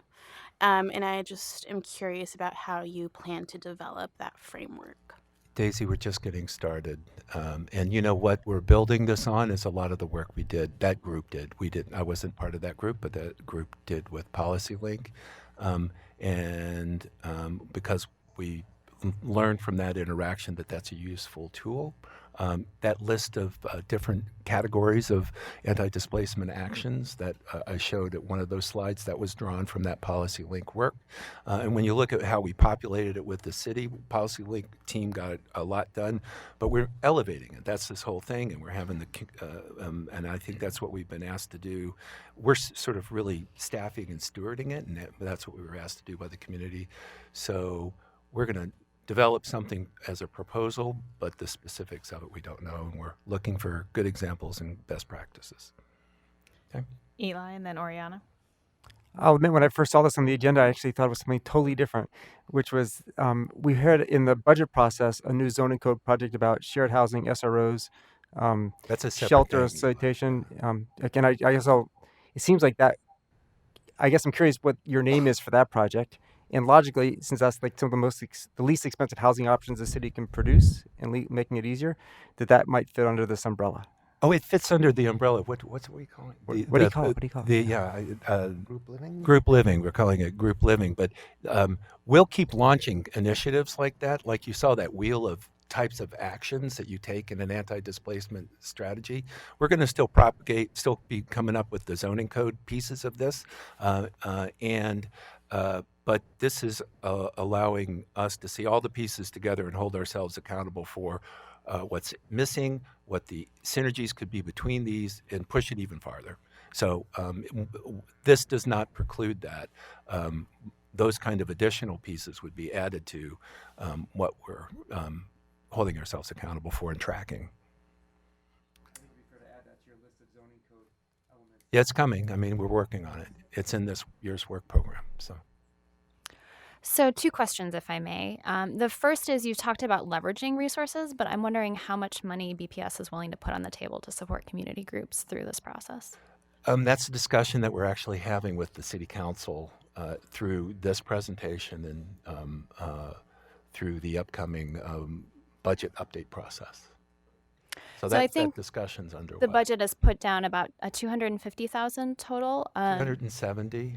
And so we have 60,000 on the table right now for the support of from that budget to support. We're seeking more. Okay. Is it possible to hear from some of the folks in the audience with regard to it this? is. I didn't want to impose on Pam and Nicole tonight because we really are just getting started. Pam just drove from Burns or something, so that's why they're here. We are working with them. I love how the town gets smaller and smaller whenever. Well, just farther and farther away. So I think we'd like to try to get through the presentation, but we'll be back. Sure. It's not to shut that off at all. Second question is, you've kind of named communities of color and frontline communities as folks who have been harmed and who will receive some restitution through these policies and processes, but I'm wondering if the Bureau is considering specifically Black and Indigenous communities and kind of disaggregating communities of color and thinking about different experiences within that space. In our comprehensive plan work, we have our equity framework does that. So that's what we're bringing into it. We're co-creating it with the coalition, so we'll see how it goes. Thank you. Okay. So why don't we go ahead and move forward with your presentation. Thank you.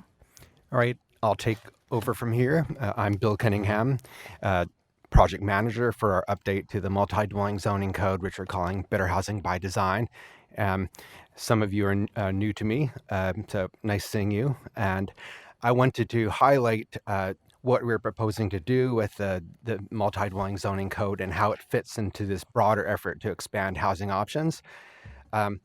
First, I want to answer the question of why do the multi-dwelling zones matter? That they are only about 8% of the city's land area.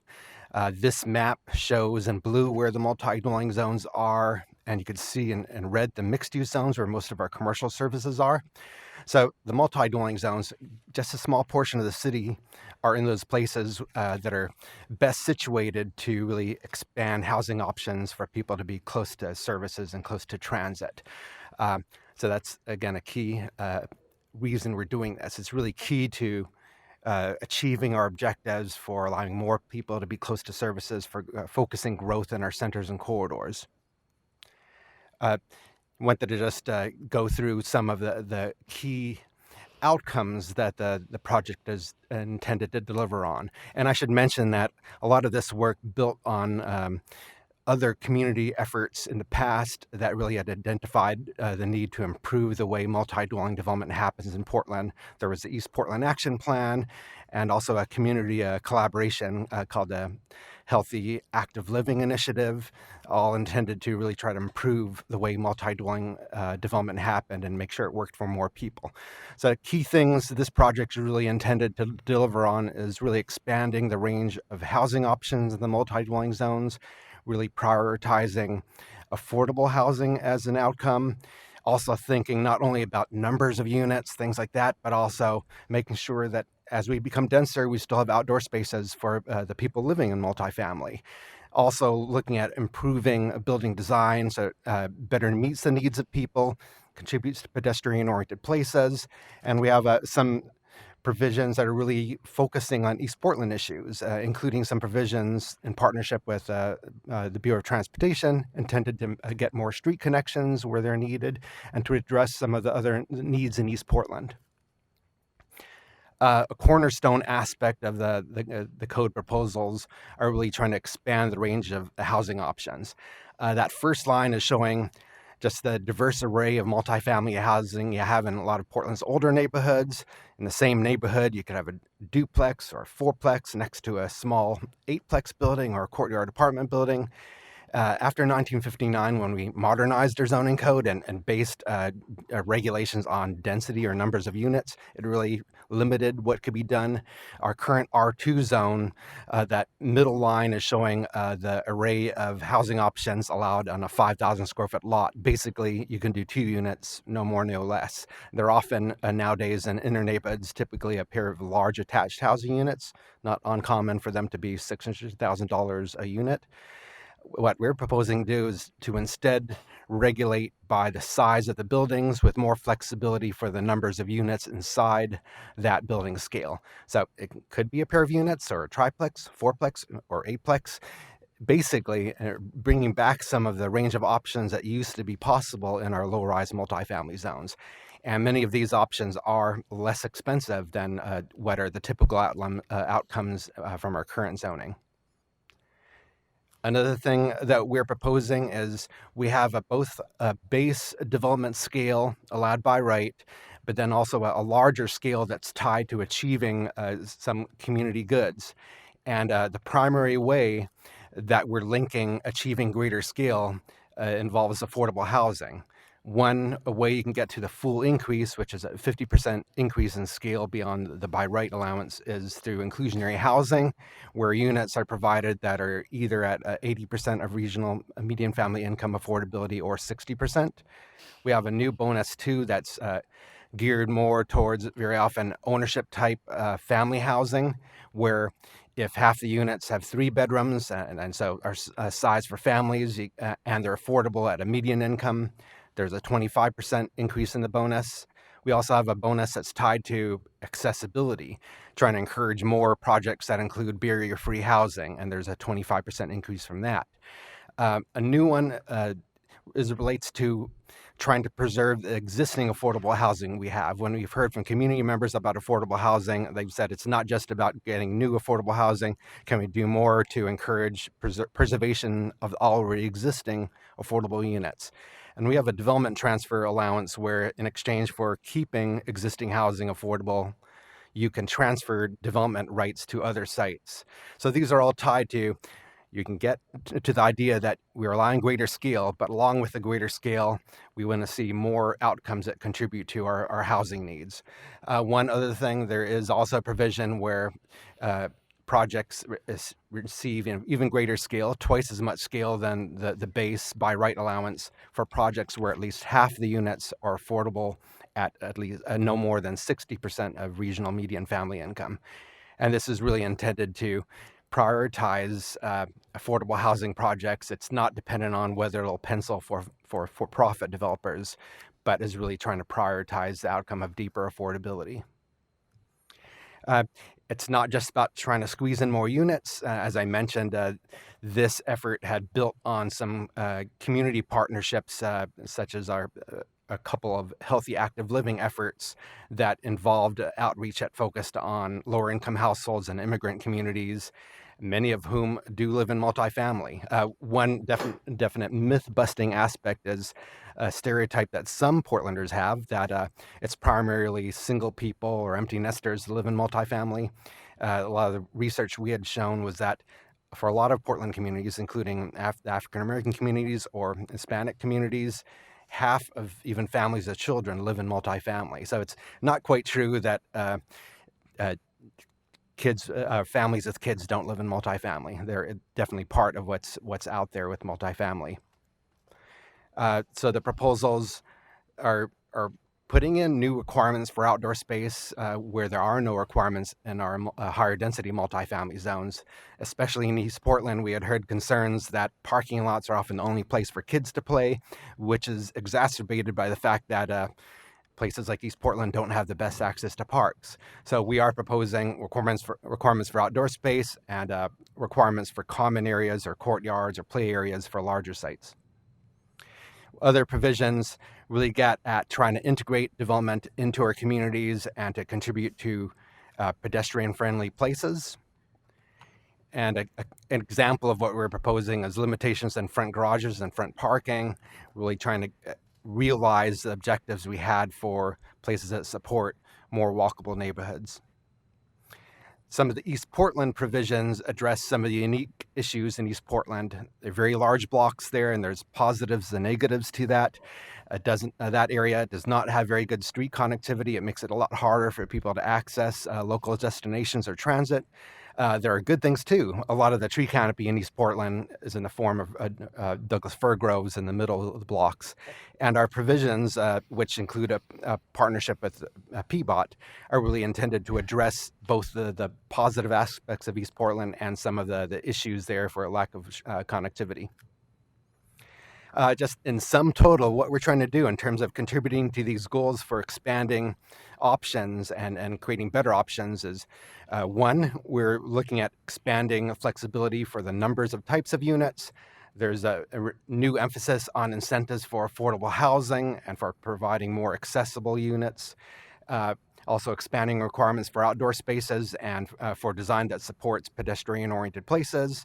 And we have new approaches for street connectivity. And in sum total, really intended to create more and better options for more Portlanders, including people at a range of income levels or ability situations to live close to services.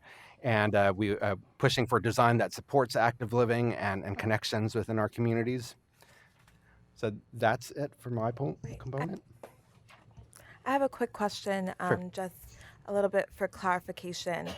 So when we talk about the availability of affordable housing and we think about who can qualify for it, and we think about 60% of MFI, are we including debt to income ratio? Because a lot of times your income could reflect that maybe you are 60 or 80% or above that ceiling, but when you take into account student loans and things like that, you're saddled with debt that that is not reflective of the income that you're actually able to use to pay for rent or, to live? Are we taking that into consideration in this larger plan?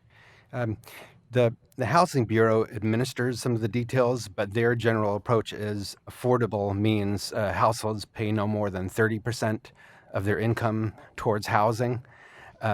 We currently have a situation where many households are paying more like 50%.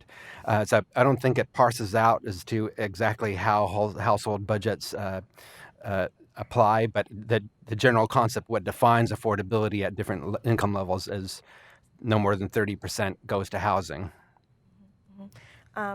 I also have another thought, and maybe this is for housing as well, but I think this is a collaborative initiative, right? And so to get it on the record and to get it on your minds when you're in those meetings with Metro or whomever else is a stakeholder in this conversation is thinking about, well, the preservation of affordable housing and the ability to prevent displacement also is contingent upon the affordability of the amenities around that housing, right? And so to take into consideration not just, the median family income and all of that and their ability to stay in their homes and their ability to enjoy the fullness of the community and the neighborhood that they're placed in, is to think about how can they fully engage with that community if only their unit is affordable and not everything else around them. Those are good points, and I think that also highlights the fact, and that's part of this broader initiative, that we know the zoning code changes aren't going to fix all the issues out there. Thus the need for that broader housing opportunities initiative. So I think that's a key thing to bear in mind. Even during some of the PSC discussions, there's a strong realization that the zoning code by itself won't get us to more housing units that are affordable at 0 to 30% of median family income. It's very, very much needed, but there are other approaches, maybe more programmatic, and in terms of investments in affordable housing that get us there. So good evening. I just had one real quick, and this might actually apply to both projects, going through my head. Just as we've been pushing for follow-up from the Housing Bureau on inclusionary housing and trying to understand if we've gotten our triggers correct, I think we need to think about both these projects and how do we, so at some point, what's the appropriate time, evaluate whether our incentives are working. And so we need to build a follow-up program into it. Yeah, I think that's part of the accountability. Okay, great. Mike? Yeah, another quick comment. Over the years, we've heard arguments. There's a zero-sum proposition. It's either or, affordable housing or parks or open space. I'm really glad to see that you've explicitly built into this the notion that people who, wherever they live, deserve to have access to parks, trails, and nature where they live. Great, thanks. Okay, go for it. All right. I'm Morgan Tracy. I'm the project manager for the residential infill project. And for many of you, this is going to be a bit of a trip down memory lane, but I'm also excited to be presenting this in context of the full housing opportunities initiative. It really shows how all these pieces are stitching together and shows our commitment to this housing problem. Residential infill includes a number of recommendations, but for today I'm just going to focus on the project's key proposals, the sum of which will increase access to more types of housing in all Portland neighborhoods by allowing more units at lower prices on each lot. RIP applies new limits on building scale and height to improve infill compatibility. It supports the city's compact development and climate goals. It also increases the range and reach of home ownership options. So where better housing is addressing the projected growth in the multi-dwelling zones, the residential infill is looking at strategies and approaches for the single-dwelling zones, which, as Andrea noted, account for over 40% of the city's land area. The first key proposal is applying a new limit on how big houses can be.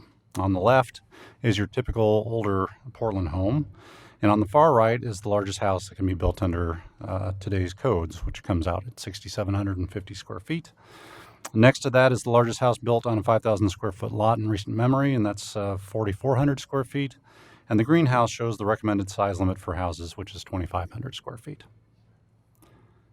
The second key proposal is increasing the range of housing types that are allowed to be built in single dwelling zones. So currently what's allowed is a house with an accessory dwelling unit, or on corner lots we allow for duplexes.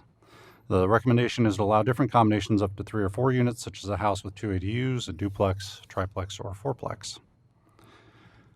Because we're allowing more units and reducing the scale of development, the PSC is recommending that the size be measured by floored area ratios, or FARs. Buildings would be incrementally allowed more square footage for adding a second or third unit.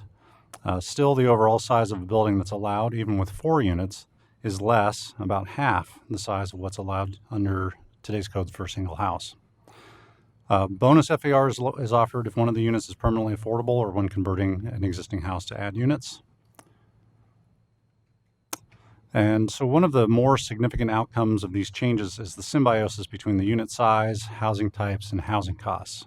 This is a function of the smaller unit sizes, as well as the ability to defray land costs across 2, 3, or 4 units as opposed to 1.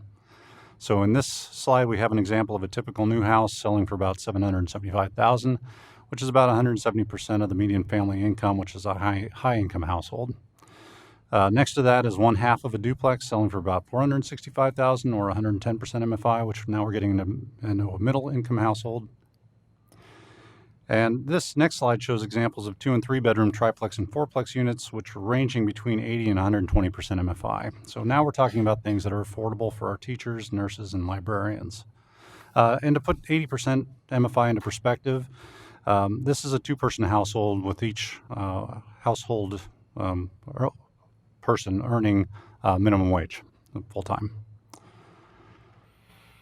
The next key proposal is about where these housing types should be allowed.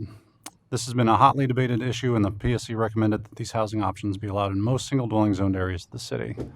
In particular, they wanted to give low-income homeowners the opportunity to use these new provisions to build wealth and provide opportunities for lower-cost housing throughout the city. The map excludes areas in gray, which are areas of the city that are zoned very low density because of environmental and infrastructure constraints. And it also excludes the pink areas, which are areas zoned single dwelling, but are in the 100-year floodplain or identified natural resources inventory, landslide hazard areas, or have incomplete streets. In addition to increasing the types of housing allowed on standard lots, the PSC recommended rezoning about half of the historically narrow lots, the 2,500 square foot lots, to R2.5. The remaining R5 historically narrow lots would also allow development of pairs of attached houses, just that they would be a bit smaller in scale. Allowing these lots to develop provides for more homeownership opportunities, in contrast to the duplexes and triplexes, which are more often going to be rental type units.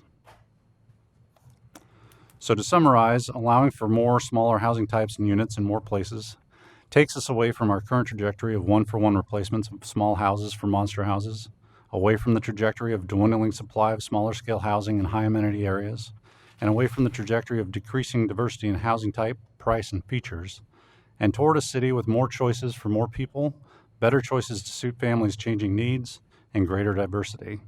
In other words, more units, smaller units, less expensive units, and less displacement of our vulnerable communities.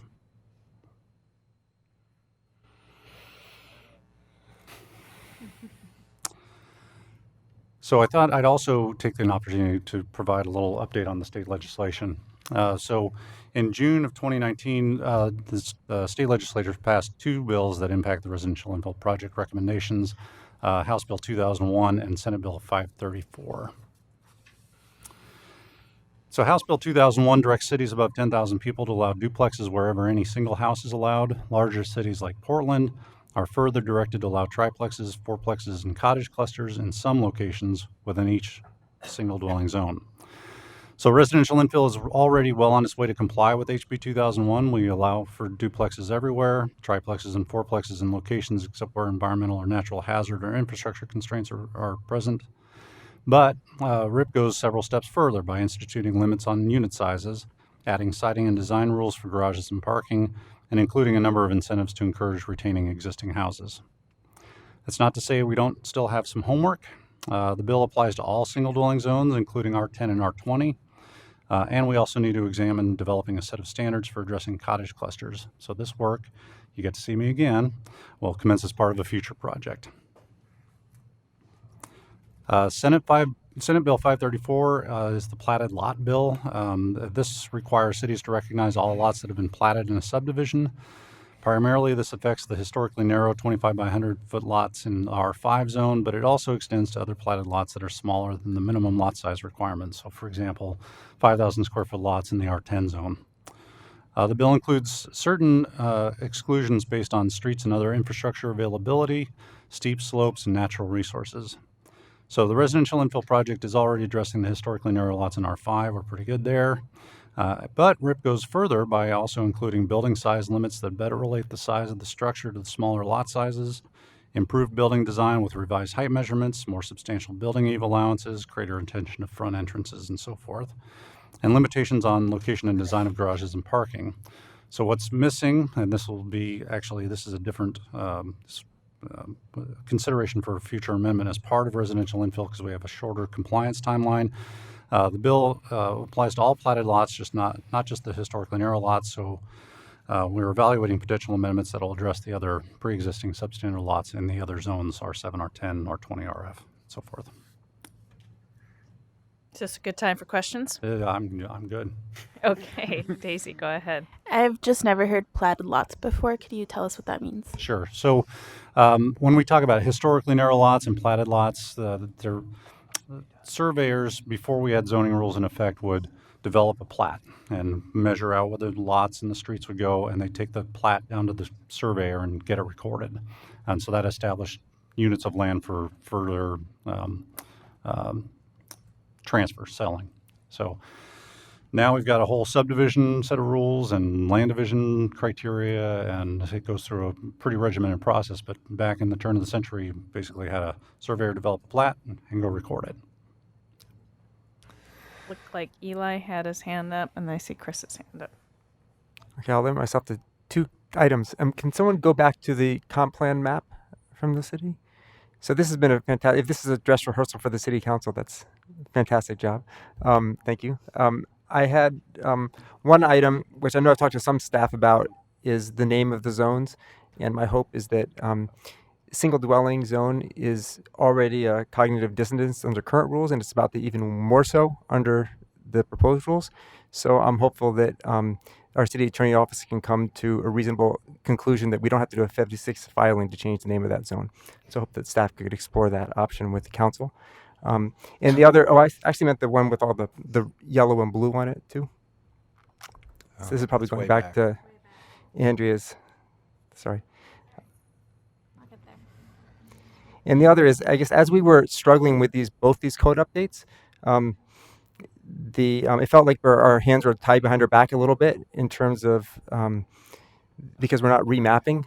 And I hope that if the city councilor is asking what could they do, what would be the next logical step on some of these codes to avoid displacement or make sure displacement doesn't, disproportionately impacts the folks who are most able to deal with it, then we should look at this map and just see how much yellow there is close into the city and around our business districts. And I would suggest that city council might consider a new code update to color in a little more blue close into the city. It's hard to imagine a city of our size going into the future with so much yellow right in the core. Meaning, even though there's a variety of housing choices with the residential infill project, it's still a very low density given our climate goals. And it can absorb a lot more affluent people instead of those people displacing people further out from the core. Chris? So my recollection when we were doing RIP was that we asked the question about R7 and R10. And I think I remember a very emphatic answer that if we zone those denser, we'd need a lot more sewers and a lot more water lines and maybe more roads. If the legislature has told us to do that, if they've offered to fund our infrastructure to make that work, or do we have a different opinion about what infrastructure will be required? You are correct. The discussion was around R10, R20, and our position is still pretty emphatic. We have issues around infrastructure, and there are some exclusions built into the bill around natural resources, and so on that end of things, we can exclude areas if they're sensitive environmental zones, like we did for our Z constrained sites overlay. But there is not a similar kind of exception for infrastructure, and the bill basically directs cities to develop a plan for areas that don't have adequate infrastructure. at least in terms of serving for duplexes. So, the bill requires duplexes everywhere. I think we can make arguments about infrastructure for more units than that, and that'll be part of that subsequent project discussion, and our infrastructure bureaus are just starting to get teed up for that discussion. Okay, thank you. Mike? Yeah, you just triggered something in the materials we had reference the natural resource issues. And are you only considering P zones or C zones as well? For the protection versus conservation. Yep. So for the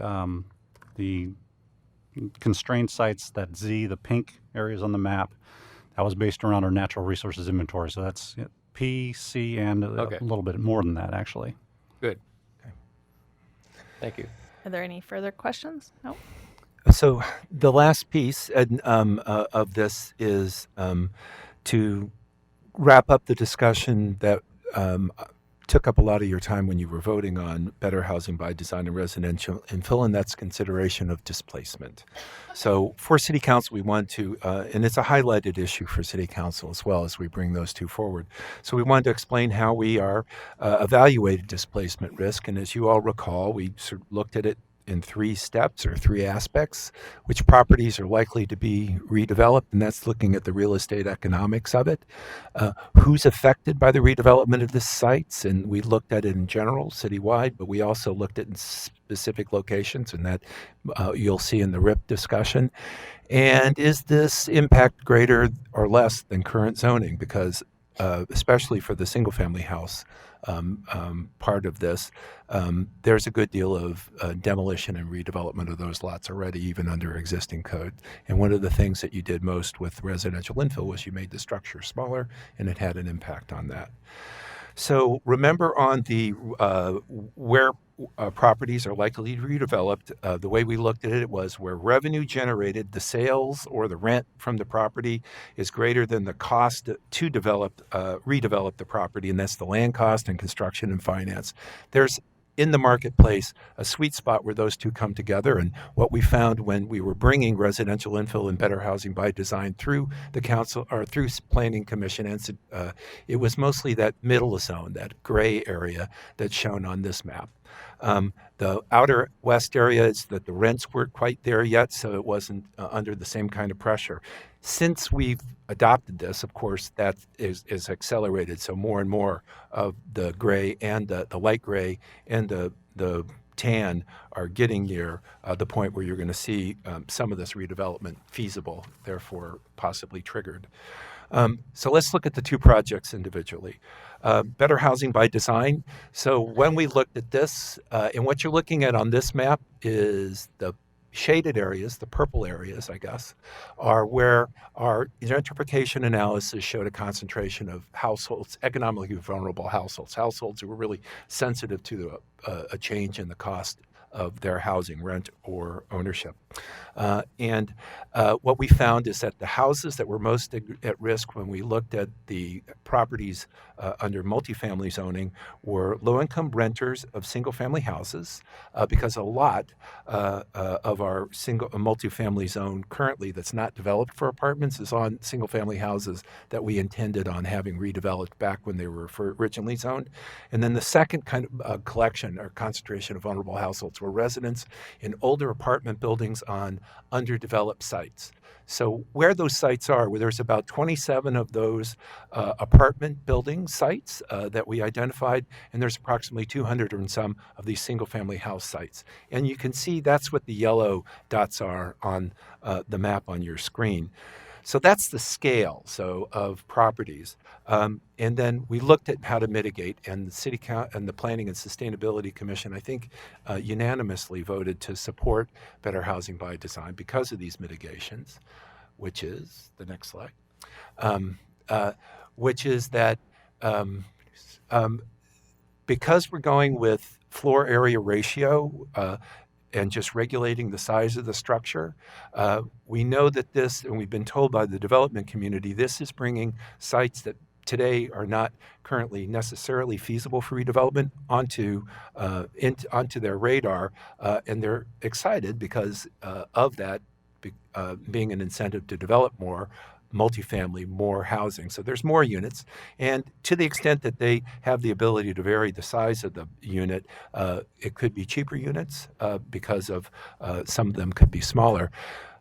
Because these are multifamily projects, inclusionary housing applies, especially if the building gets over 20. So built right into Better Housing by Design is the ability to provide some level of affordable housing. As Bill described, we have this extra bonus for affordable housing and a significant extra bonus if you take that affordable housing to deeper affordability, 60% AFI. Once again, really attractive, we hope, to affordable housing developers. And we added the new FAR transfer provision that sort of encourages, we hope, we're going to see if it encourages preservation of existing affordable sort of housing, market rate affordable housing. That combination of mitigations compared to the risk, the Planning and Sustainability Commission felt like overall produced more units in more places and in the very places where people who might be affected by redevelopment live, so more chances to live in the neighborhoods, and you voted for it as a balance. On residential infill, it's a similar story but different. Here, we're just talking about single-family house zones, so it's typically just single-family houses. So the most at risk are lower-income renters of single-family houses. You don't have the tenure. If you're a single-family house owner, possibly residential infill, if it leads to redevelopment, creates a wealth creation opportunity because you're going to be in that transaction if you choose not to live there. So when we looked at this, first, there was a debate, or there was a recognition that there's a citywide benefit to the residential infill approach because it reduces one-for-one demolitions. If you're going to lose a property, there's increasing the likelihood that it's going to be replaced by something that's more than one unit in more neighborhoods. When we looked at the city as a whole, and that's what this map here is showing you, that when you take the number of demos that don't happen because of RIP, spread that across neighborhoods, the blue areas on the map actually see a reduction in displacement, a reduction in rental properties that would be demoed and redeveloped. However, some places, and if you remember, it's that sweet spot when we were talking about the gray area on the market map, see more. And that would be really three neighborhoods that we zeroed in on: Montevilla, Lentz, and Brentwood, Darlington. Could you flip back one, please? I gotta fix this, but the order of magnitude of impact, this is a study that we're talking about here is in the tens of units. So whereas it was a much bigger potential impact with multifamily project, you saw more mitigation. Here, it's less, but still those three areas see a net increase in what could be low-income renter-owned properties redeveloped. So in the project itself, it's got two things. One is, or in the project itself, we had one bonus, which is for affordable housing, you get a little extra space. That's really only in this single family going to be appealing to affordable housing developer. It's not going to incent someone to make affordable housing. So that, in part, was, I think, why the commission's vote was so split, because we didn't have a robust set of tools. That, in part, is what we hope to supplement with the anti-displacement action plan. But also, in leading up to this residential infill discussion, City Council asked the community organizations, both Portland for Everyone and Anti-Displacement PDX, to come together to come up with ideas about what would possibly add to address some of the mitigation anxiety that the commission experienced. And so there's one code proposal that will be on the table. City Council has expressed a willingness to put on the table as they consider it in hearings, and that's when you have a property, you can get up to 6 units on your single-family lot at a certain size. And we're thinking it's going to be an RM1 kind of scale. If half of those are affordable, and I think it's affordable at 60% MFI. So who's going to do that? Once again, it's an affordable housing developer who is bringing affordable housing program money to a site, who could actually get more out of the site. And these are good, could be great sites located in high opportunity areas. And so they're going to be able to really bid more for the land. So it actually makes them more competitive. So the developers we're talking to, Habitat and others, find this to be won't produce a giant amount of housing, but something that could actually make a difference. And so that's going to be on the table as it goes to City Council. There are other recommendations too about increasing funding for housing to, households that face displacement through this, and other actions that probably are more in the time frame of the anti-displacement action plan coming through the task force. So that is our snapshot for City Council about what's happening over this fall and how we're bringing this work that you all spent so much time on forward. Better Housing by Design has its work session on it's September 3rd, isn't it? 10th. Oh yeah, that's the work session. And the first hearing's in October. We hope to be wrapped by the end of October, early November. Residential infill project has its work session and hearings start in December, and we'll go as quickly as we can get through that. We know we have the deadline looming of the state-required skinny lot ordinance that we need to have something in place for. So thank you. Great. Thank you, guys. Questions? I see Oriana's hand is up, and then Daisy. Quick question on the sixplex proposal that was sent out to us before. In working with Habitat and PCRI and other developers, is this sufficient FAR and of sufficient height to kind of develop a sixplex? Well, we believe it is, and we're going to cycle back with them with the specifics of this. Since we decided, it was a sort of a concept that came to us from the workshops. When we decided this RM1 is the place for it to land, we'll go back and close the loop. But we believe it is from the look that we've taken of it, but we need to check. Thank you for that. I have a couple questions. One is, I'm just curious how come council is getting to Better Housing by Design before residential infill project, even though we approved residential infill project first. Well, that sequencing is, I think it's straight up to say it was a strategic move in that, you know how much the commission, the PSC, struggled with the displacement work? You saw them in the opposite order. So you didn't even have the context of what the Better Housing by Design might provide. So you see the whole picture. And that's actually, when you think of the whole picture, not just these two individual code projects, that's the blessing of having the anti-displacement action plan, because that's bigger than any of this code work. It's going to apply beyond that and have a life of its own. So we think it's really beneficial to be able to move this forward. So that's where it originally got set up in that order. And then we now have a state mandate to do residential infill. So there's a thinking that it's less critical that they're in that order. Great. And then I guess my second thing is more of a comment around displacement risk analyses. I know we're one of the few cities, or one of the first to do them. And as such, I think we can really set a precedent to do really robust and comprehensive anti-displacement risk analyses. And just from the process of Better Housing by Design and residential infill project moving forward, if it's possible, I would love to see kind of like those two displacement risk analyses combined, like what will be the displacement result of two major projects. And I would also like to see, and I mentioned this when we were, I think, going through these processes, but also we should be talking about commercial displacement. And when we had the, I think it was 82nd Avenue, was it zone update, code change, whatever it was, I can't remember. It would have been great, because so much of the displacement that will result in the same area. And I think from the process we went through with the 82nd Avenue redesign, we should also expect some commercial displacement happening there. So it'd be great to see like all these three things combined if other major zoning changes come down the pipeline. Great, thanks. I think I saw Katie and then Mike. Yeah, I just, you just explained that there were 4 new ideas about anti-displacement mitigation for the residential infill.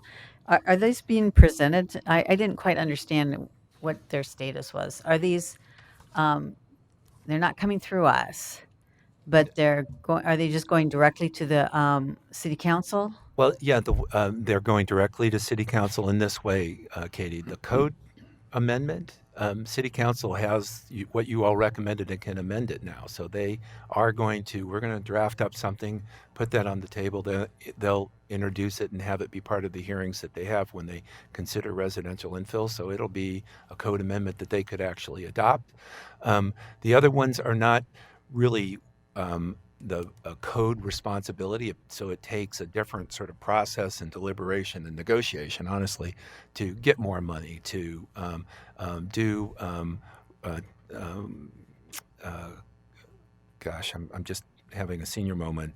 The other two, and so we will, work on them as much as we can, and if City Council may find that they're essential before they can act, that could actually happen. They're for sure part of our task force process because they apply not just to these projects, but they would apply more broadly. Yeah, I'm just trying to figure it out. And so basically you're going to present these as idea 1, idea 2, idea 3 to the city council, and then they're going to say yes or no, or keep we've working on already that. shared- I think I'm just Yeah, misunderstanding. we've shared them with all the offices. So Uh-huh. any of the offices, as we go through this process, could help pick those up and run with them. For sure, we've got enough interest from City Council right now to get the zoning code 1 amendment on the table and introduced and considered as part of this. Okay. Okay. Thanks. I think it was Ben and then Mike. Or I'm sorry, Mike and then Ben. Yeah, Joe, you went right over a very important point that I appreciate your having put in, and that's wealth creation. I mean, the surest way to wealth creation is home ownership.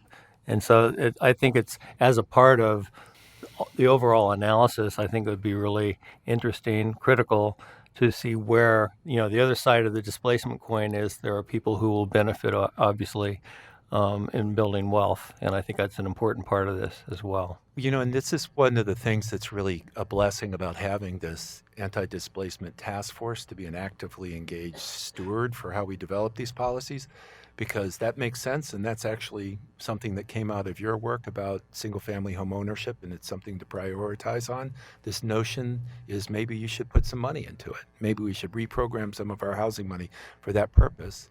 But to do that, we really all have to step back and take a look at the relative bang for the buck for the expenditure of who's going to benefit and who's not from that housing money. And that's the kind of thing that I think the discussions at the Anti-Displacement Action Plan can do. It's a good idea. It may not be the best idea at this time, given the resources we have, but that we don't have to make that decision at this table right now. We've got a group charged to work on that.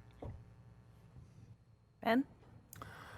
Yeah, I'd like to just put some emphasis on something you said earlier in your presentation. That is to one of the goals being coming up with result-based performance metrics. Yes. I'm really glad to hear that, and I think it's really key to think about those very early on in the process and keep adjusting and refining them as you go along. I think the worst thing we could do is for this to be a nice study with some metrics that are kind of vague and perhaps non-committal. I think we really need to have something that is really measurable and really think about these through as early as we can and try to really get as much input as possible along the way. Okay, thank you. Any other questions or comments? Oh, Eli. As part of the City Council presentation, could you include Speakers Kotek and Dr. Lisa Bates? I'm sure at some point along in the process, but yeah. Well, thank you very much for taking us through that. That was great seeing all of that pulled together as one presentation. It was nice to have the refresher. Is there anything else that you are looking to run through with us? No, I think that this is helpful, and we will be, as Joe mentioned, we will be going to proposing to City Council that through this fall budget update process that the city continue to prioritize our work on displacement by investing in supporting community organizations, but also business displacement along the division corridor. So that just so the commission is aware of that. Great. Appreciate it. Thank you very much. We are adjourned. Thank you.